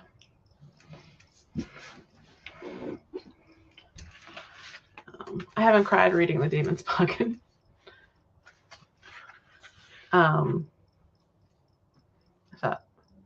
No one expected that.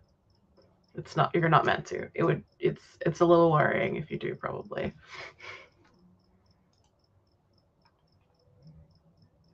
No worries, Emily. Thanks for coming. See you tomorrow. Because haven't mentioned it for a while. But just a reminder, these are sprints. For anyone to join and read and be productive, or just chill and take care of yourself. But these are specifically for the 48-hour readathon that Meredith from Reading with Merb is running in her Discord at the moment. We kicked off at 5 p.m. Australian Eastern Standard Time, but you're welcome to just do whatever 48 hours over the weekend you want. There's no strict rules or expectations. But there's going to be sprints happening a bunch throughout the rest of the weekend. So if you're looking for company when reading or being productive or just whatever this weekend, there will be lots of sprints available, and I highly recommend that anyone who hasn't already go and join Meredith's Discord, which I have linked down in the description. Because it's a lovely place. Oh my God, why do I look so old? Am I graying like just sitting here? Sorry. I feel like I've potted my hair in exactly the wrong spot, and now I'm very silvery. Yeah, I'm really enjoying The Demon's Bargain. Though I'm not enjoying how terrible I am at physically reading without an audiobook. The reason I like to read with an audiobook and like have trouble not doing it is not even so much just like, part of it is like I like to listen to audiobooks so I can do other things. But when I'm reading along with it, that's not so much a factor because I still want to be reading along with a physical book. But I am like really noticing how much my eyes stray off the page, or I go back up and I reread stuff that I've already read. I actually think that maybe I should be using like one of those like pointer bookmarks to like mark the line as I go, and see if that maybe keeps my eyes on the page. But I feel like the thing with an audiobook is that like it forces you to keep reading along with it because it continues progressing and it doesn't wait for you to get distracted and look at something else. So I'm very much in the habit of like glancing up from the book. But if I glance away from the book right now, the story doesn't continue, and my brain is refusing to understand that. Which is wild because I do know how to read.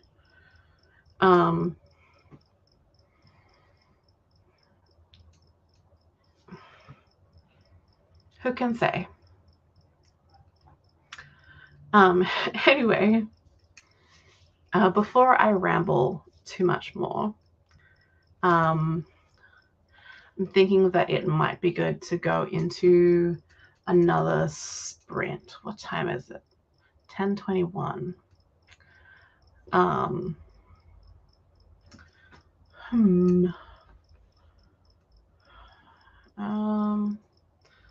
see. Thinking that we might maybe do a shorter one.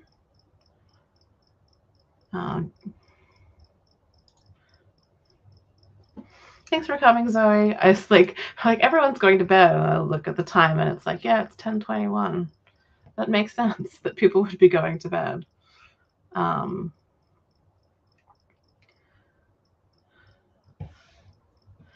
hope everyone gets some good sleep tonight. Wakes up refreshed for more reading tomorrow, or wakes up successfully for your day. Like I know we've got an overrepresentation of Australian time zones right now. But yeah, I'm thinking that we might do half an hour, just because I'm not sure when Sasha's coming back. So we might go into a shorter one, and then pop back and chat some more. I feel like I can keep going. So anyone who wants to keep reading, we can definitely keep reading. I kind of really want to finish a book before I go to bed, so might be here for a while. So like strap in. Let's see. It's Pomo Kitty. All right. Be back here in 30 minutes.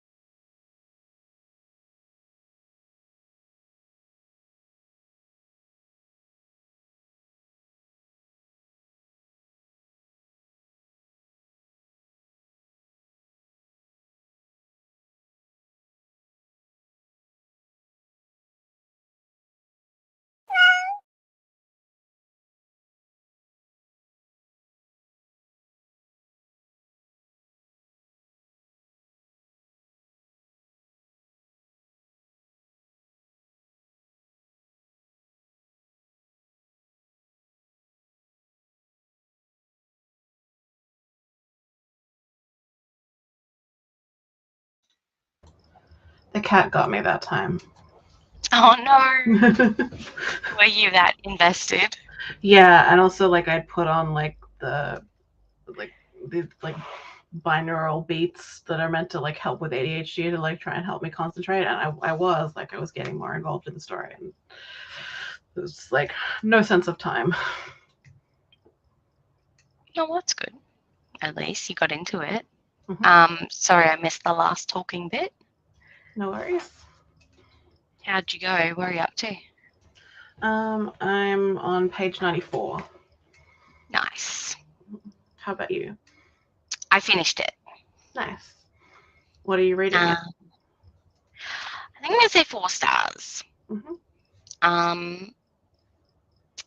Ramana is definitely my favorite monster character. Out of the whole series. I just don't think anything can top Catalina, to be honest. So Yeah.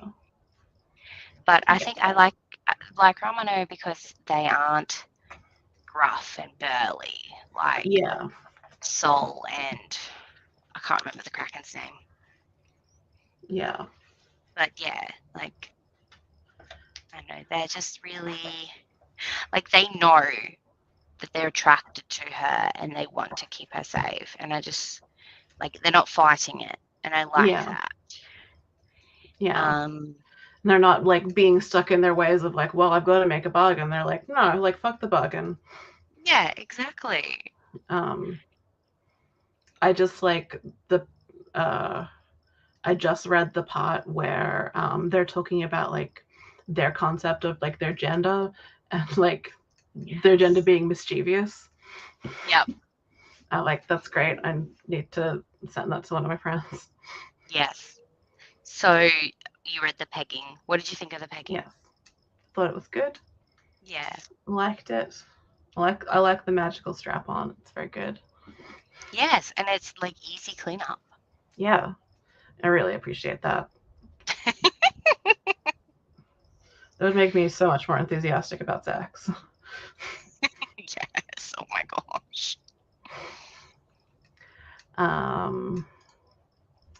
Been joined by Jessica, reading Shadow of Death by Gail Katz. Nice. Liv popped in and was surprised that we're still going. Read 21 pages. Nice. So yeah, I was saying in the last talking bit, I mean, I assume you're probably going to want to go to bed, but I'm going to continue at least until I finish the book because I want to have like finished a book. Yeah, no, that's fine. I'm more than happy to keep going. I really like, unless you want to stop. No, I want to finish the book and like be like, yes, first bit of the readathon, I finished the book already. And you definitely will, because it's only about 20 pages after that, I think. Yeah, I think like it's a total of like 123 pages. Yeah, which is annoying because Goodreads doesn't have any editions that are 123. Oh, I can fix that. Can you? Yeah, I'm a Goodreads librarian. Oh my god. I used to like be better about like I would fix any book that I came across that like was wrong, but it got to the point where I was like, I can't keep fixing every single book. Yeah. Yeah, so just gonna fix that up so it's correct. See, this is the thing I was saying with like why I have to have my spreadsheets, because I'm like, Goodreads is wrong and I don't trust it. Yes. Oh, well, thank you so much. Oh my gosh. Because I was like, I don't know, should I do the paperback? The paperback says 130, the Kindle says 121, or the Peculiar Taste was like a 132, which isn't even, it isn't even 132 in Peculiar Taste. It might be the Kindle edition, but not the hardcover. Yeah, a lot of books on Goodreads, because like they scrape their data from Amazon and other places, and I find that a lot of times they'll just like have like a lot of the time when a book first goes up on Amazon, it'll have sort of like an approximate length, I think it's to do with like there are some lengths that like seem to reappear a lot, and I think it's just to do with like the like physicality of printing a book. Like there are sort of like a certain number of leaves inside it, and so regardless of the actual printed on pages in a book, they'll just sort of be standard amounts. Like a lot of books just say they're 400 pages, and it's just like it's because they're like a little bit either side of that, but like they're approximately 400 pages. I think like 352 is another one that I see a lot. But like when I see those, I'm like, that's probably not how many pages it is, because and like sometimes they get updated on Amazon or like on the publisher's website, but it doesn't actually update to Goodreads. And Yeah. sometimes it just never gets updated, and then I'll get the book from the library and I'll be like, this is completely wrong. The data is wrong. But yeah, but I make myself not do too much free labor for Amazon by correcting Goodreads. That's completely fair. You don't have to do that. Yeah, so I only correct ones that like if someone like I never go into like there's a whole forum for Goodreads librarians to like work through like people's like tickets and stuff, just like and people making requests to change things. I've never done that, but I did used to like correct everything to like anytime I got the physical copy of a book to like really check it against it and thing, but I don't do it as rigorously anymore. But sometimes like I will be like, that's off. I'm just gonna give it a quick edit. Yeah. And like sometimes there's like a lot of stuff missing, and I'm like, well, I'm just gonna fix that. And I guess it depends on your mood too. Yeah. Like, but I used to spend hours on it, and Adriana's like, you're doing free labor for Amazon. Yeah, literally. Yeah. But I do like to have that ability because I'm like, oh, this is wrong. Yeah, I didn't know that was a thing. That's so cool. Yeah. And I'm not a librarian on the Storygraph, so I can't fix things. Oh. I have like the paid membership that like I paid for it at like the like before it even was like and so like I have like a discounted price now because I'm a legacy. So I think I get like priority like tickets if like I'm like get something corrected, but I don't want to just like send in corrections for every little page count. So I'm just like, it's fine. It's just gonna be incorrect. It's close enough. Not everyone cares about this. I mean, I feel like they should though. Yeah, but it's so hard to like confirm that if you don't have the book yourself because the numbers that appear online are often wrong. Yep. And like the people fixing it, they've just got to go like what they can find. And like Library Cat is pretty good. Like librarycat.org, I think it's called. I used to like that's one thing on a WorldCat is what it's called. WorldCat.org has pretty good information about different editions, but it's still a little bit hit and miss. But like that's what they recommend on Goodreads to like cross-check things with. But like unless you're actually looking at the book, and in that case there's information that isn't on the book, like the date that it's published. It will have the year sometimes. It'll have the year that it's first published, or like all the time obviously, but sometimes you get the year that edition is published, but not always. But there's a field for a more specific date, and you just got to go with what you can find. Just want accurate information, and it will not be denied.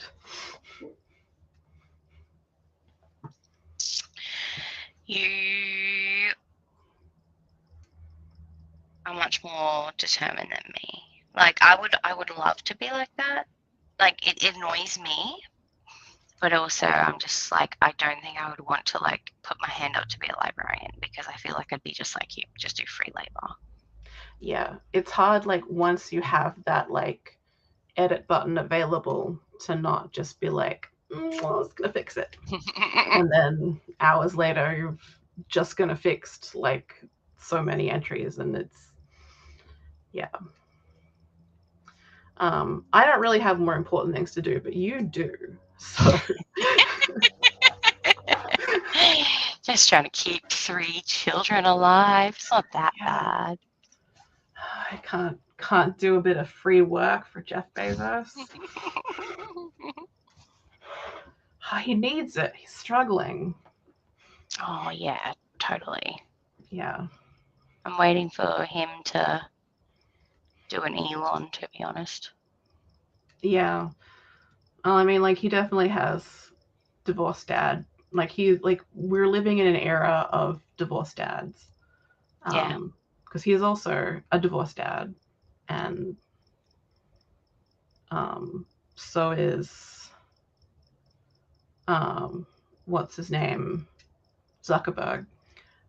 Is Oh, is there? he? Yeah, I'm pretty sure. Yeah. Um, so it's like they're all just divorced dads, Did and Zuckerberg there's. just have his baby? Mm, I feel like I I only might be just saw wrong. that announcement. God, I googled him and a picture came up, and it was too large on my screen.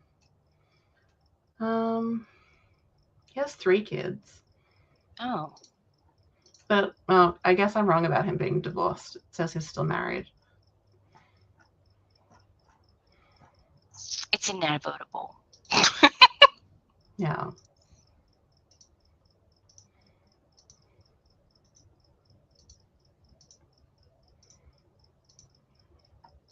I did see the thing recently where he censors his own kids' faces on Instagram.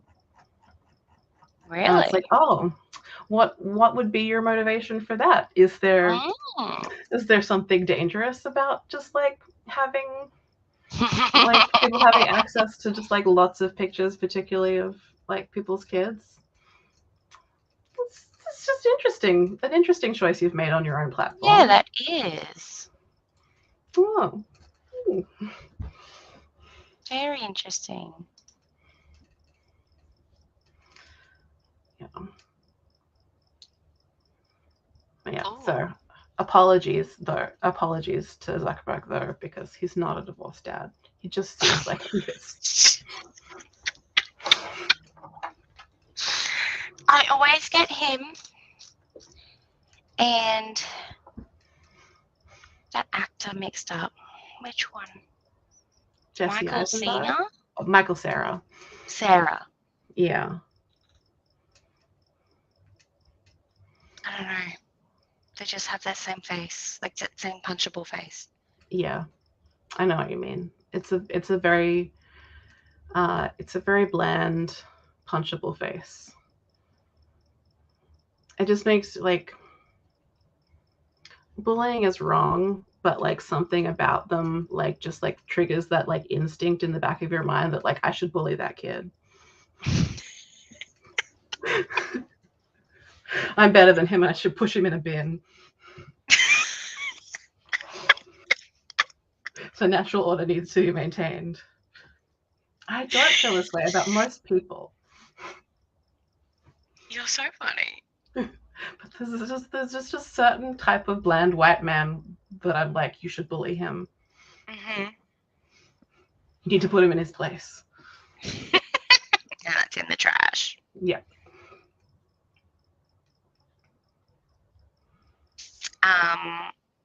To see Sam Niscosta is bringing out a horny and haunting Sleepy Hollow duology. Ooh, that sounds good. Dot points, all of the Halloween vibes, modern Ichabod Crane and 2 headless horsemen, Mm-hmm. graveyard loving sloppy locker room spit roast, I'm in favor of that. and a canon set Katrina Van Tassel and the headless horseman.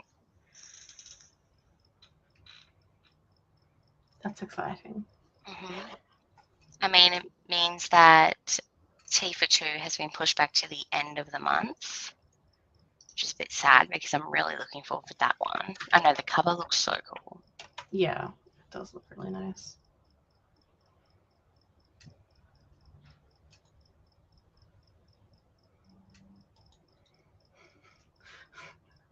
I was just looking up at like the like title of the page for their author page on Goodreads, like because it always like says like they're the author of like their most popular book, but it's just like author of Morning Glory Milking Farm. And like I love that book, but it just the title is so funny in just like any context. And just imagine people Googling you and it's like, yes, known for being the author of Morning Glory Milking Farm. No wonder she doesn't put like her face or anything anywhere. Yeah.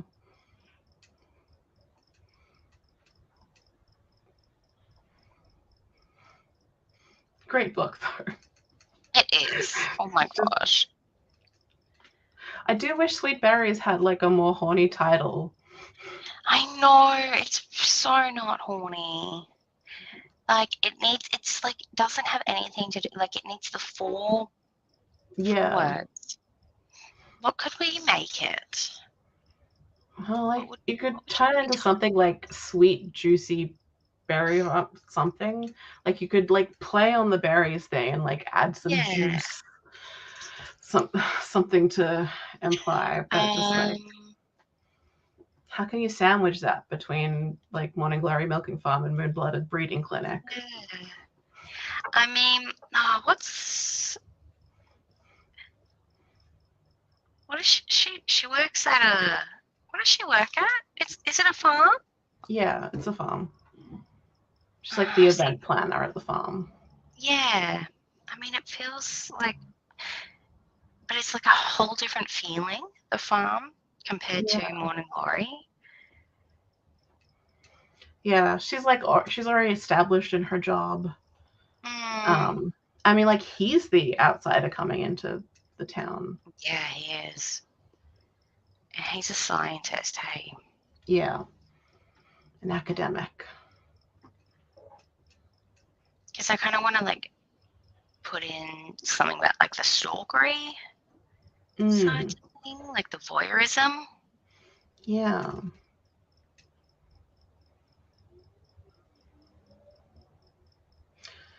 It's hard to fit it with the like forward.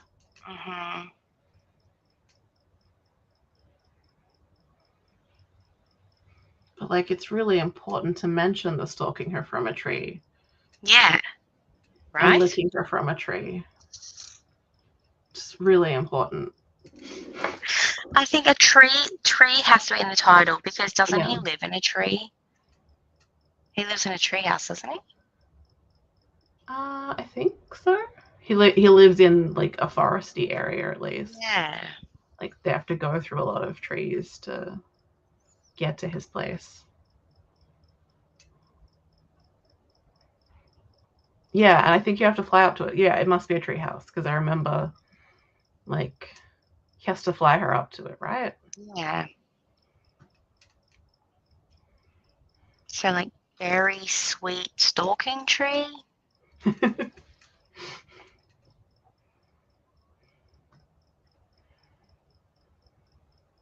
I mean, that could work. Like,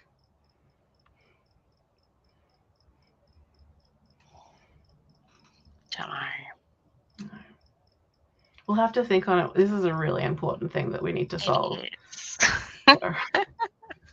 it can be one of our dares for Meredith. Retitle this book. Yes.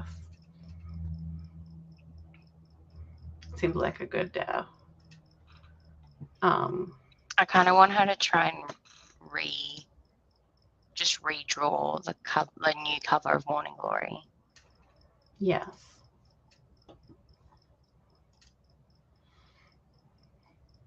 Gotta like properly express the abs. Yep. But like a blue ribbon romance, even though it's like his POV of it, the cover expresses it differently. Yeah, I don't think I've looked at the. Oh yeah, no, I have looked at that. Yeah.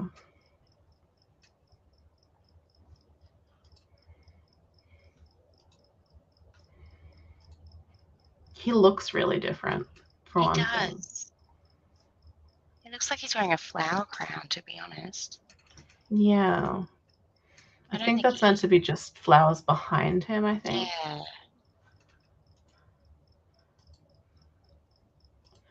He looks smaller. I know they're sitting down, but like he seems more like of a size that like makes sense with her. Like it doesn't have the dramatic, like, I mean, like, he's a minotaur. It still needs to be dramatic. Like, you don't want to hide the fact that he's a minotaur. Oh my god.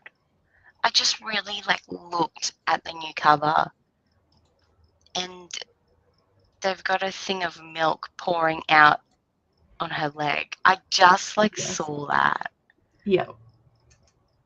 Wow. I love it. In one of those like lovely old-fashioned milking canister things. Like that's probably what they used to tug. I don't think it can be that girthy. Like, I know it's girthy, but I don't think it can be that. I don't know. In my head, it was huge, like the size of her. I don't know why. Like that is not possible. It still has to go in her. Yeah. I don't know.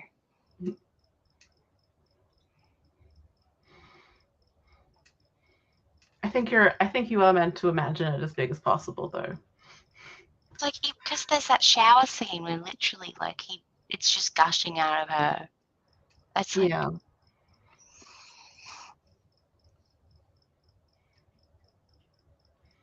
He's a top producer.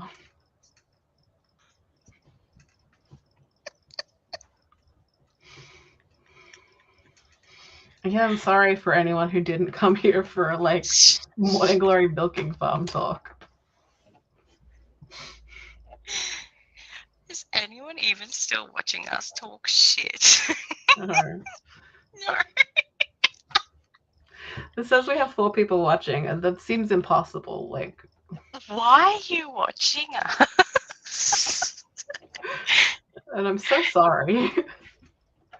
I mean, Meredith says she puts lives on, like, on the TV before she goes to sleep. So maybe she's, like, put it on and just gone out to get drunk. Yeah. She'll come home just to us talking about. Welcome home. Now let's quantify the jizz. Bucket loads and bucket loads. Good book, though. Great book. It was. I couldn't believe it. I know. It just like it is just so surprisingly like sweet and like really gets into like the like ethical stuff of meeting someone you're romantically interested in at work. Yeah. And like where they're at work and you're a client and vice versa, and like it's also just like the fucking millennial fantasy of like leaving your shitty job and moving to like a small town. Mm-hmm. Probably not so much the Minotaur milking, but you know.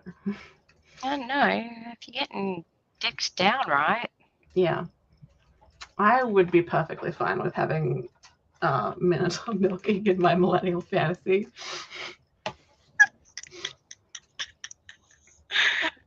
I mean, does she keep the job? Yeah. She does. Yeah. I think, or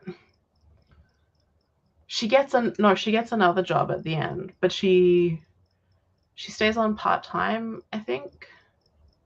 Or no, I think she eventually completely leaves, but like it's because like he doesn't like try to encourage her to quit or anything. It just she gets an opportunity to do more of her dream job. What? Like milking minotaurs isn't her dream job? I don't know, I guess. Apparently the benefits are pretty good. Yeah, it sounds like a really good job, and I'm like, I would be fine with this. Mm. I really liked how much it reminded me of like when you go and get blood drawn. I've never got my blood drawn. I'm a very selfish person, apparently. Oh, well, I have a lot because I have a wretched body. But yeah, like, and actually at one point, I had like considered studying to be a phlebotomist. And like had been talking to someone who like worked in that field, and I don't know, it just really reminded me of that. And I just really appreciated that like the world building of that was like very like kind of like realistically clinical, because like those places like they're very clinical because you know it's a medical thing that's happening, but also they try to like be like fairly warm and like friendly with that like kind of clinical air. And just like it like when they get the bottles, it kind of like made me think of like when they pull out a drawer like with all of the different tubes. And I'm just like, yeah, it's just like getting blood drawn. This minotaur milking. Yeah, I guess so. Yeah. Right. So you up for another sprint? Yeah. All right. Oh wow, I've opened so many new tabs.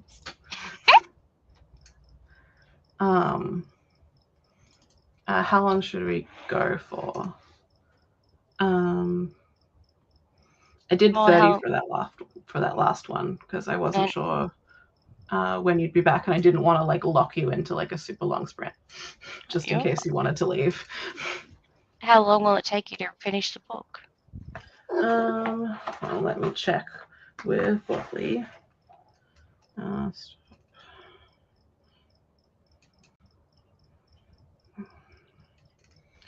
Show me all of the garbage. I don't want to. It says it will take me 29 minutes and 29 seconds.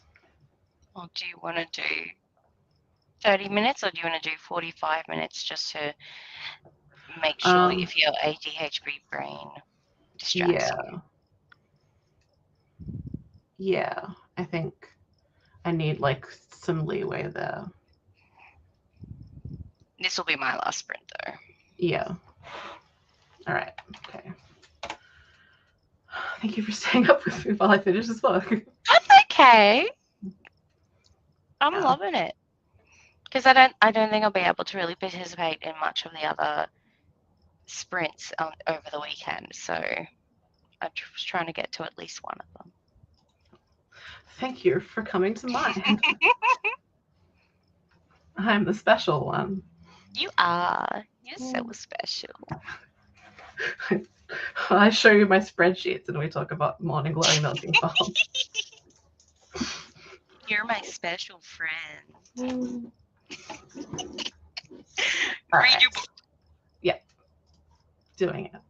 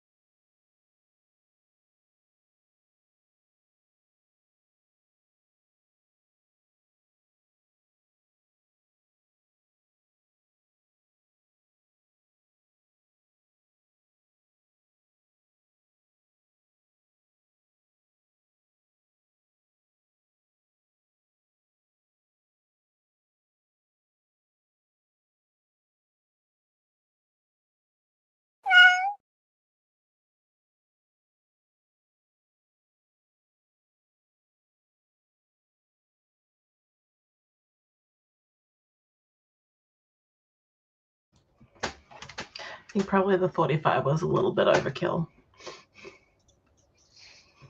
That's fine. When did you finish it? Like 15 minutes ago? Yeah.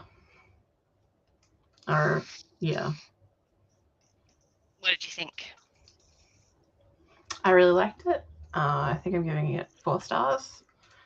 So it was great. Good installment. Yeah.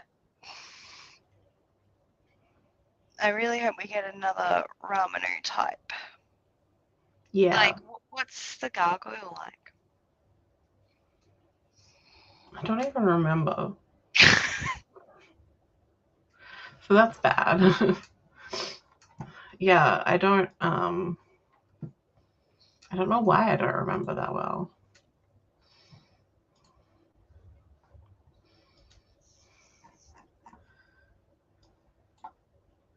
I feel like I didn't give it a bad rating.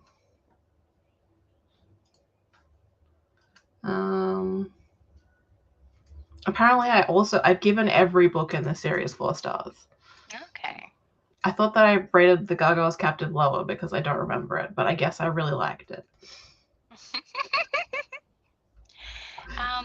Why is it captive?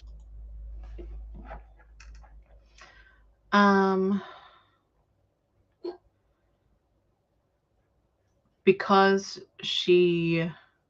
so like the chick in that one is also a witch, I think. Yes, I think she's specifically a witch. And so she's trying to sneak around and do something else. Okay. Like she's gone into the Demon's Bargain like much more like clued into the world than like the other human chicks that we read from before. Like she already knows how these things work, and she gets like should sort out a Demon's Bargain. Yeah, I can't remember why specifically now, and maybe that's just as well because I don't want to like spoil too much or anything. But yeah, no, that's fine. But yeah, so it's not like it's not a situation where he's like kidnapped her or anything. It's I was like captive sounds. I'm like they all went into this like willingly. So yeah. I'm like, why is she a captive? Yeah. And then the last one. Isn't Azazel getting his own book? That's not the last one though. Yeah. No, I think Azazel is the last one. But before that, there is one with the succubus demon. Oh, okay. That's what I thought because I was 4. Yeah. Okay. Yeah. Because you've got incubus and succubus. Yeah, but specifically, she's a woman. Okay. Like in that like scene at the start of the Dragon's Bride, where like they're all like picking and they're just like they say like the color of the dress they want. She is like made of smoke, I think, partially at least. Okay. There is a cover for it up on Amazon. Oh, cool. What it's called.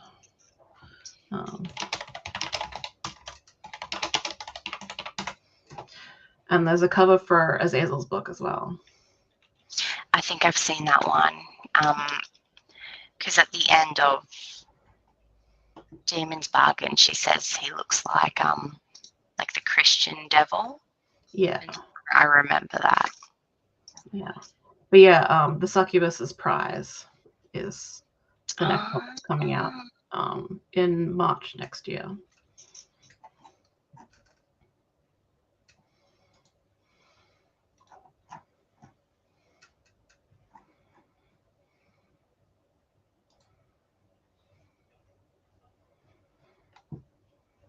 Interesting. Oh, but Azazel's book isn't on there. Well, in Goodreads anyway. Yeah, I could have sworn that I've seen it. I've seen it too. He's like lounging on a throne or something. Yeah. Maybe it's on Katie's Instagram. Yeah, it could be.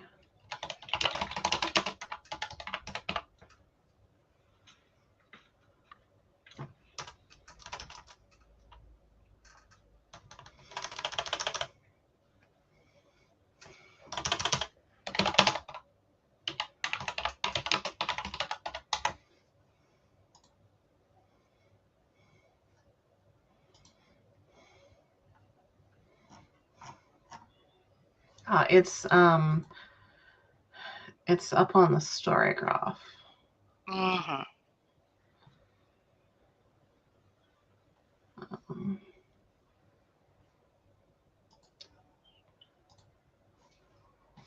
Find a bigger copy of the picture.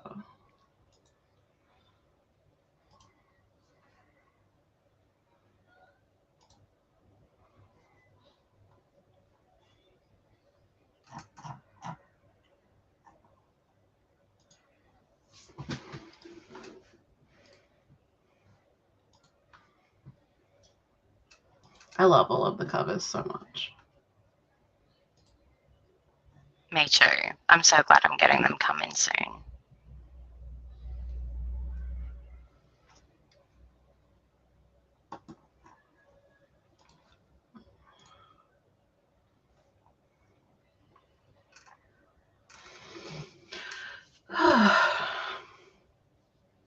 But yeah, I like from the very start of like the Dragon's Bride, when like we meet the other like leaders who have come to like claim women. I've been really excited for the succubus one because I'm like, oh, a sapphic one. Yeah, same. It's like, yes, this is all exciting, but like, tell me about that smoke lady. I'm excited to see. I don't know where I've seen it,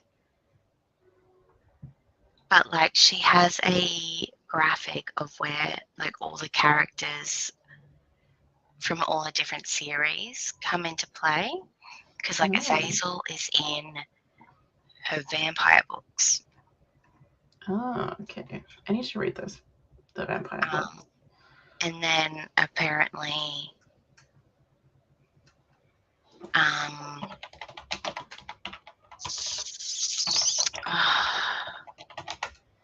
can't remember, one of them is also from her new pirate books that are coming out. Like we've met one of them before. Oh. I don't know where I've seen the graphic though.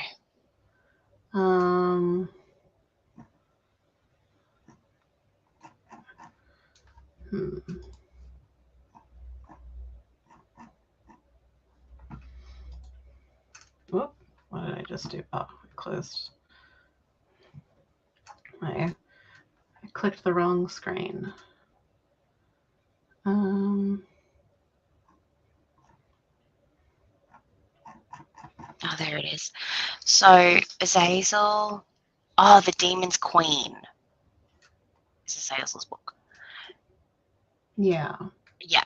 So Azazel is in Court of the Vampire Queen, as well as the Deal with the Demon series. Grace is also in Court of the Vampire Queen. Apparently. And apparently Bowen, who is in the epilogue, the Demon's Bargain epilogue. Maybe Bowen is the Minotaur? Yeah. Or the ballerina? Yeah. Apparently Bowen is in Hunt on Dark Waters. Oh, it could be the crack, because remember at the end they mentioned the Kraken. Yeah. Coming out next. And apparently Lizzie is in Blood on the Tide too. But Lizzie we've met in Court of the Vampire Queen. Yeah. Do we tag you in this? Or you found it? No, I couldn't find it. My Googling is not good. at the moment.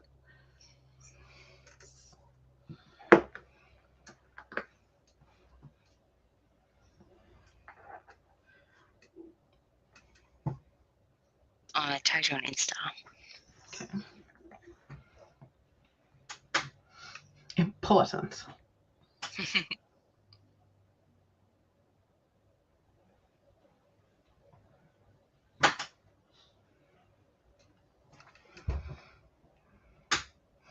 Oh, that's neat. Okay. Well, obviously, I need to read any connected book. Yeah. I don't know, like I put Call of the Vampire Queen because I read the first book a couple of years ago because it's a 3-book binder.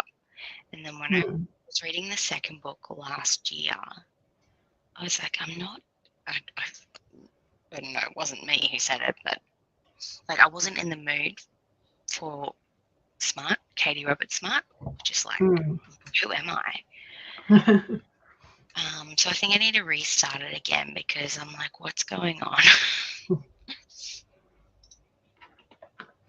Yeah. This series is the only Katie Robert that I've read so far. Oh, interesting. I decided to start there because I liked the cover of The Dragon's Bride so much that I pre-ordered it. Wow, look at you. I think I was like live with Paige at the time, and I was like, oh, it's like she was trying to decide which cover to get. I'm like, well, obviously the Bodice Ripper cover. Obviously. And I'll get it too. And it'll be my first Katie Robert. And then we went from there. I'm really sad she's not continuing the 7 Brides for 7 Brothers series. Because I read the first book and I really enjoyed it, and I think you might too. Okay. But like, she's like, I just don't feel any joy, so I don't think I'm ever going to finish it. I'm like, that's fair. Yeah. You've got all these other books coming out. Yeah. Rather her not like push herself to write something that she isn't feeling, because it probably won't turn out good. But it is always a shame when the series is discontinued.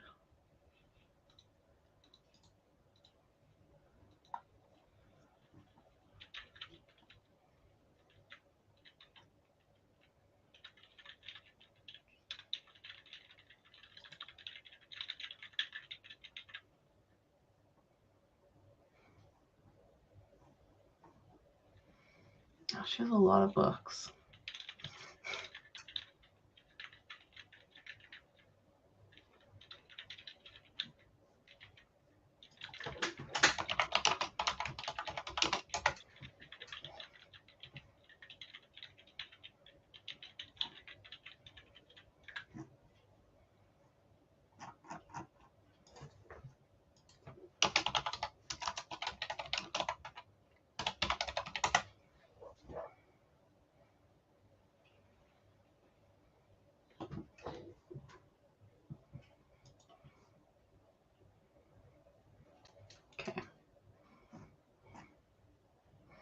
Okay, I've got a tab open with that series now, so I will remember to look into it tomorrow. And I think the Bloodline Vampires is, it's reverse harem, but also the guys get together too. Yeah. Good.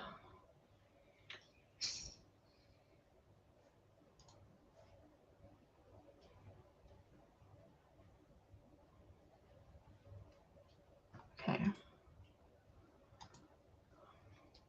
I'm just like setting myself up for tomorrow to be like, okay, you got to remember this and this, because nothing is going to stick right now. Good luck. Okay, well, I should probably go to bed. Yes, me too. Thank you for staying up with me so I could finish the book. Okay. I'm glad that we read it together. Like, literally, we buddy read it. Like, Yes. so fun. Yeah, I'll probably see you in the chats and the Discord. Definitely. And thank you to anyone who's still watching for some reason. Sorry. We appreciate you. Yeah, we really appreciate you, and sorry about the tangents. You just got to go along for the ride. Yeah. Anyway, have a good night, anyone who's in our time zone, and have a good day for everyone else. And see you in the next one. Bye. Bye.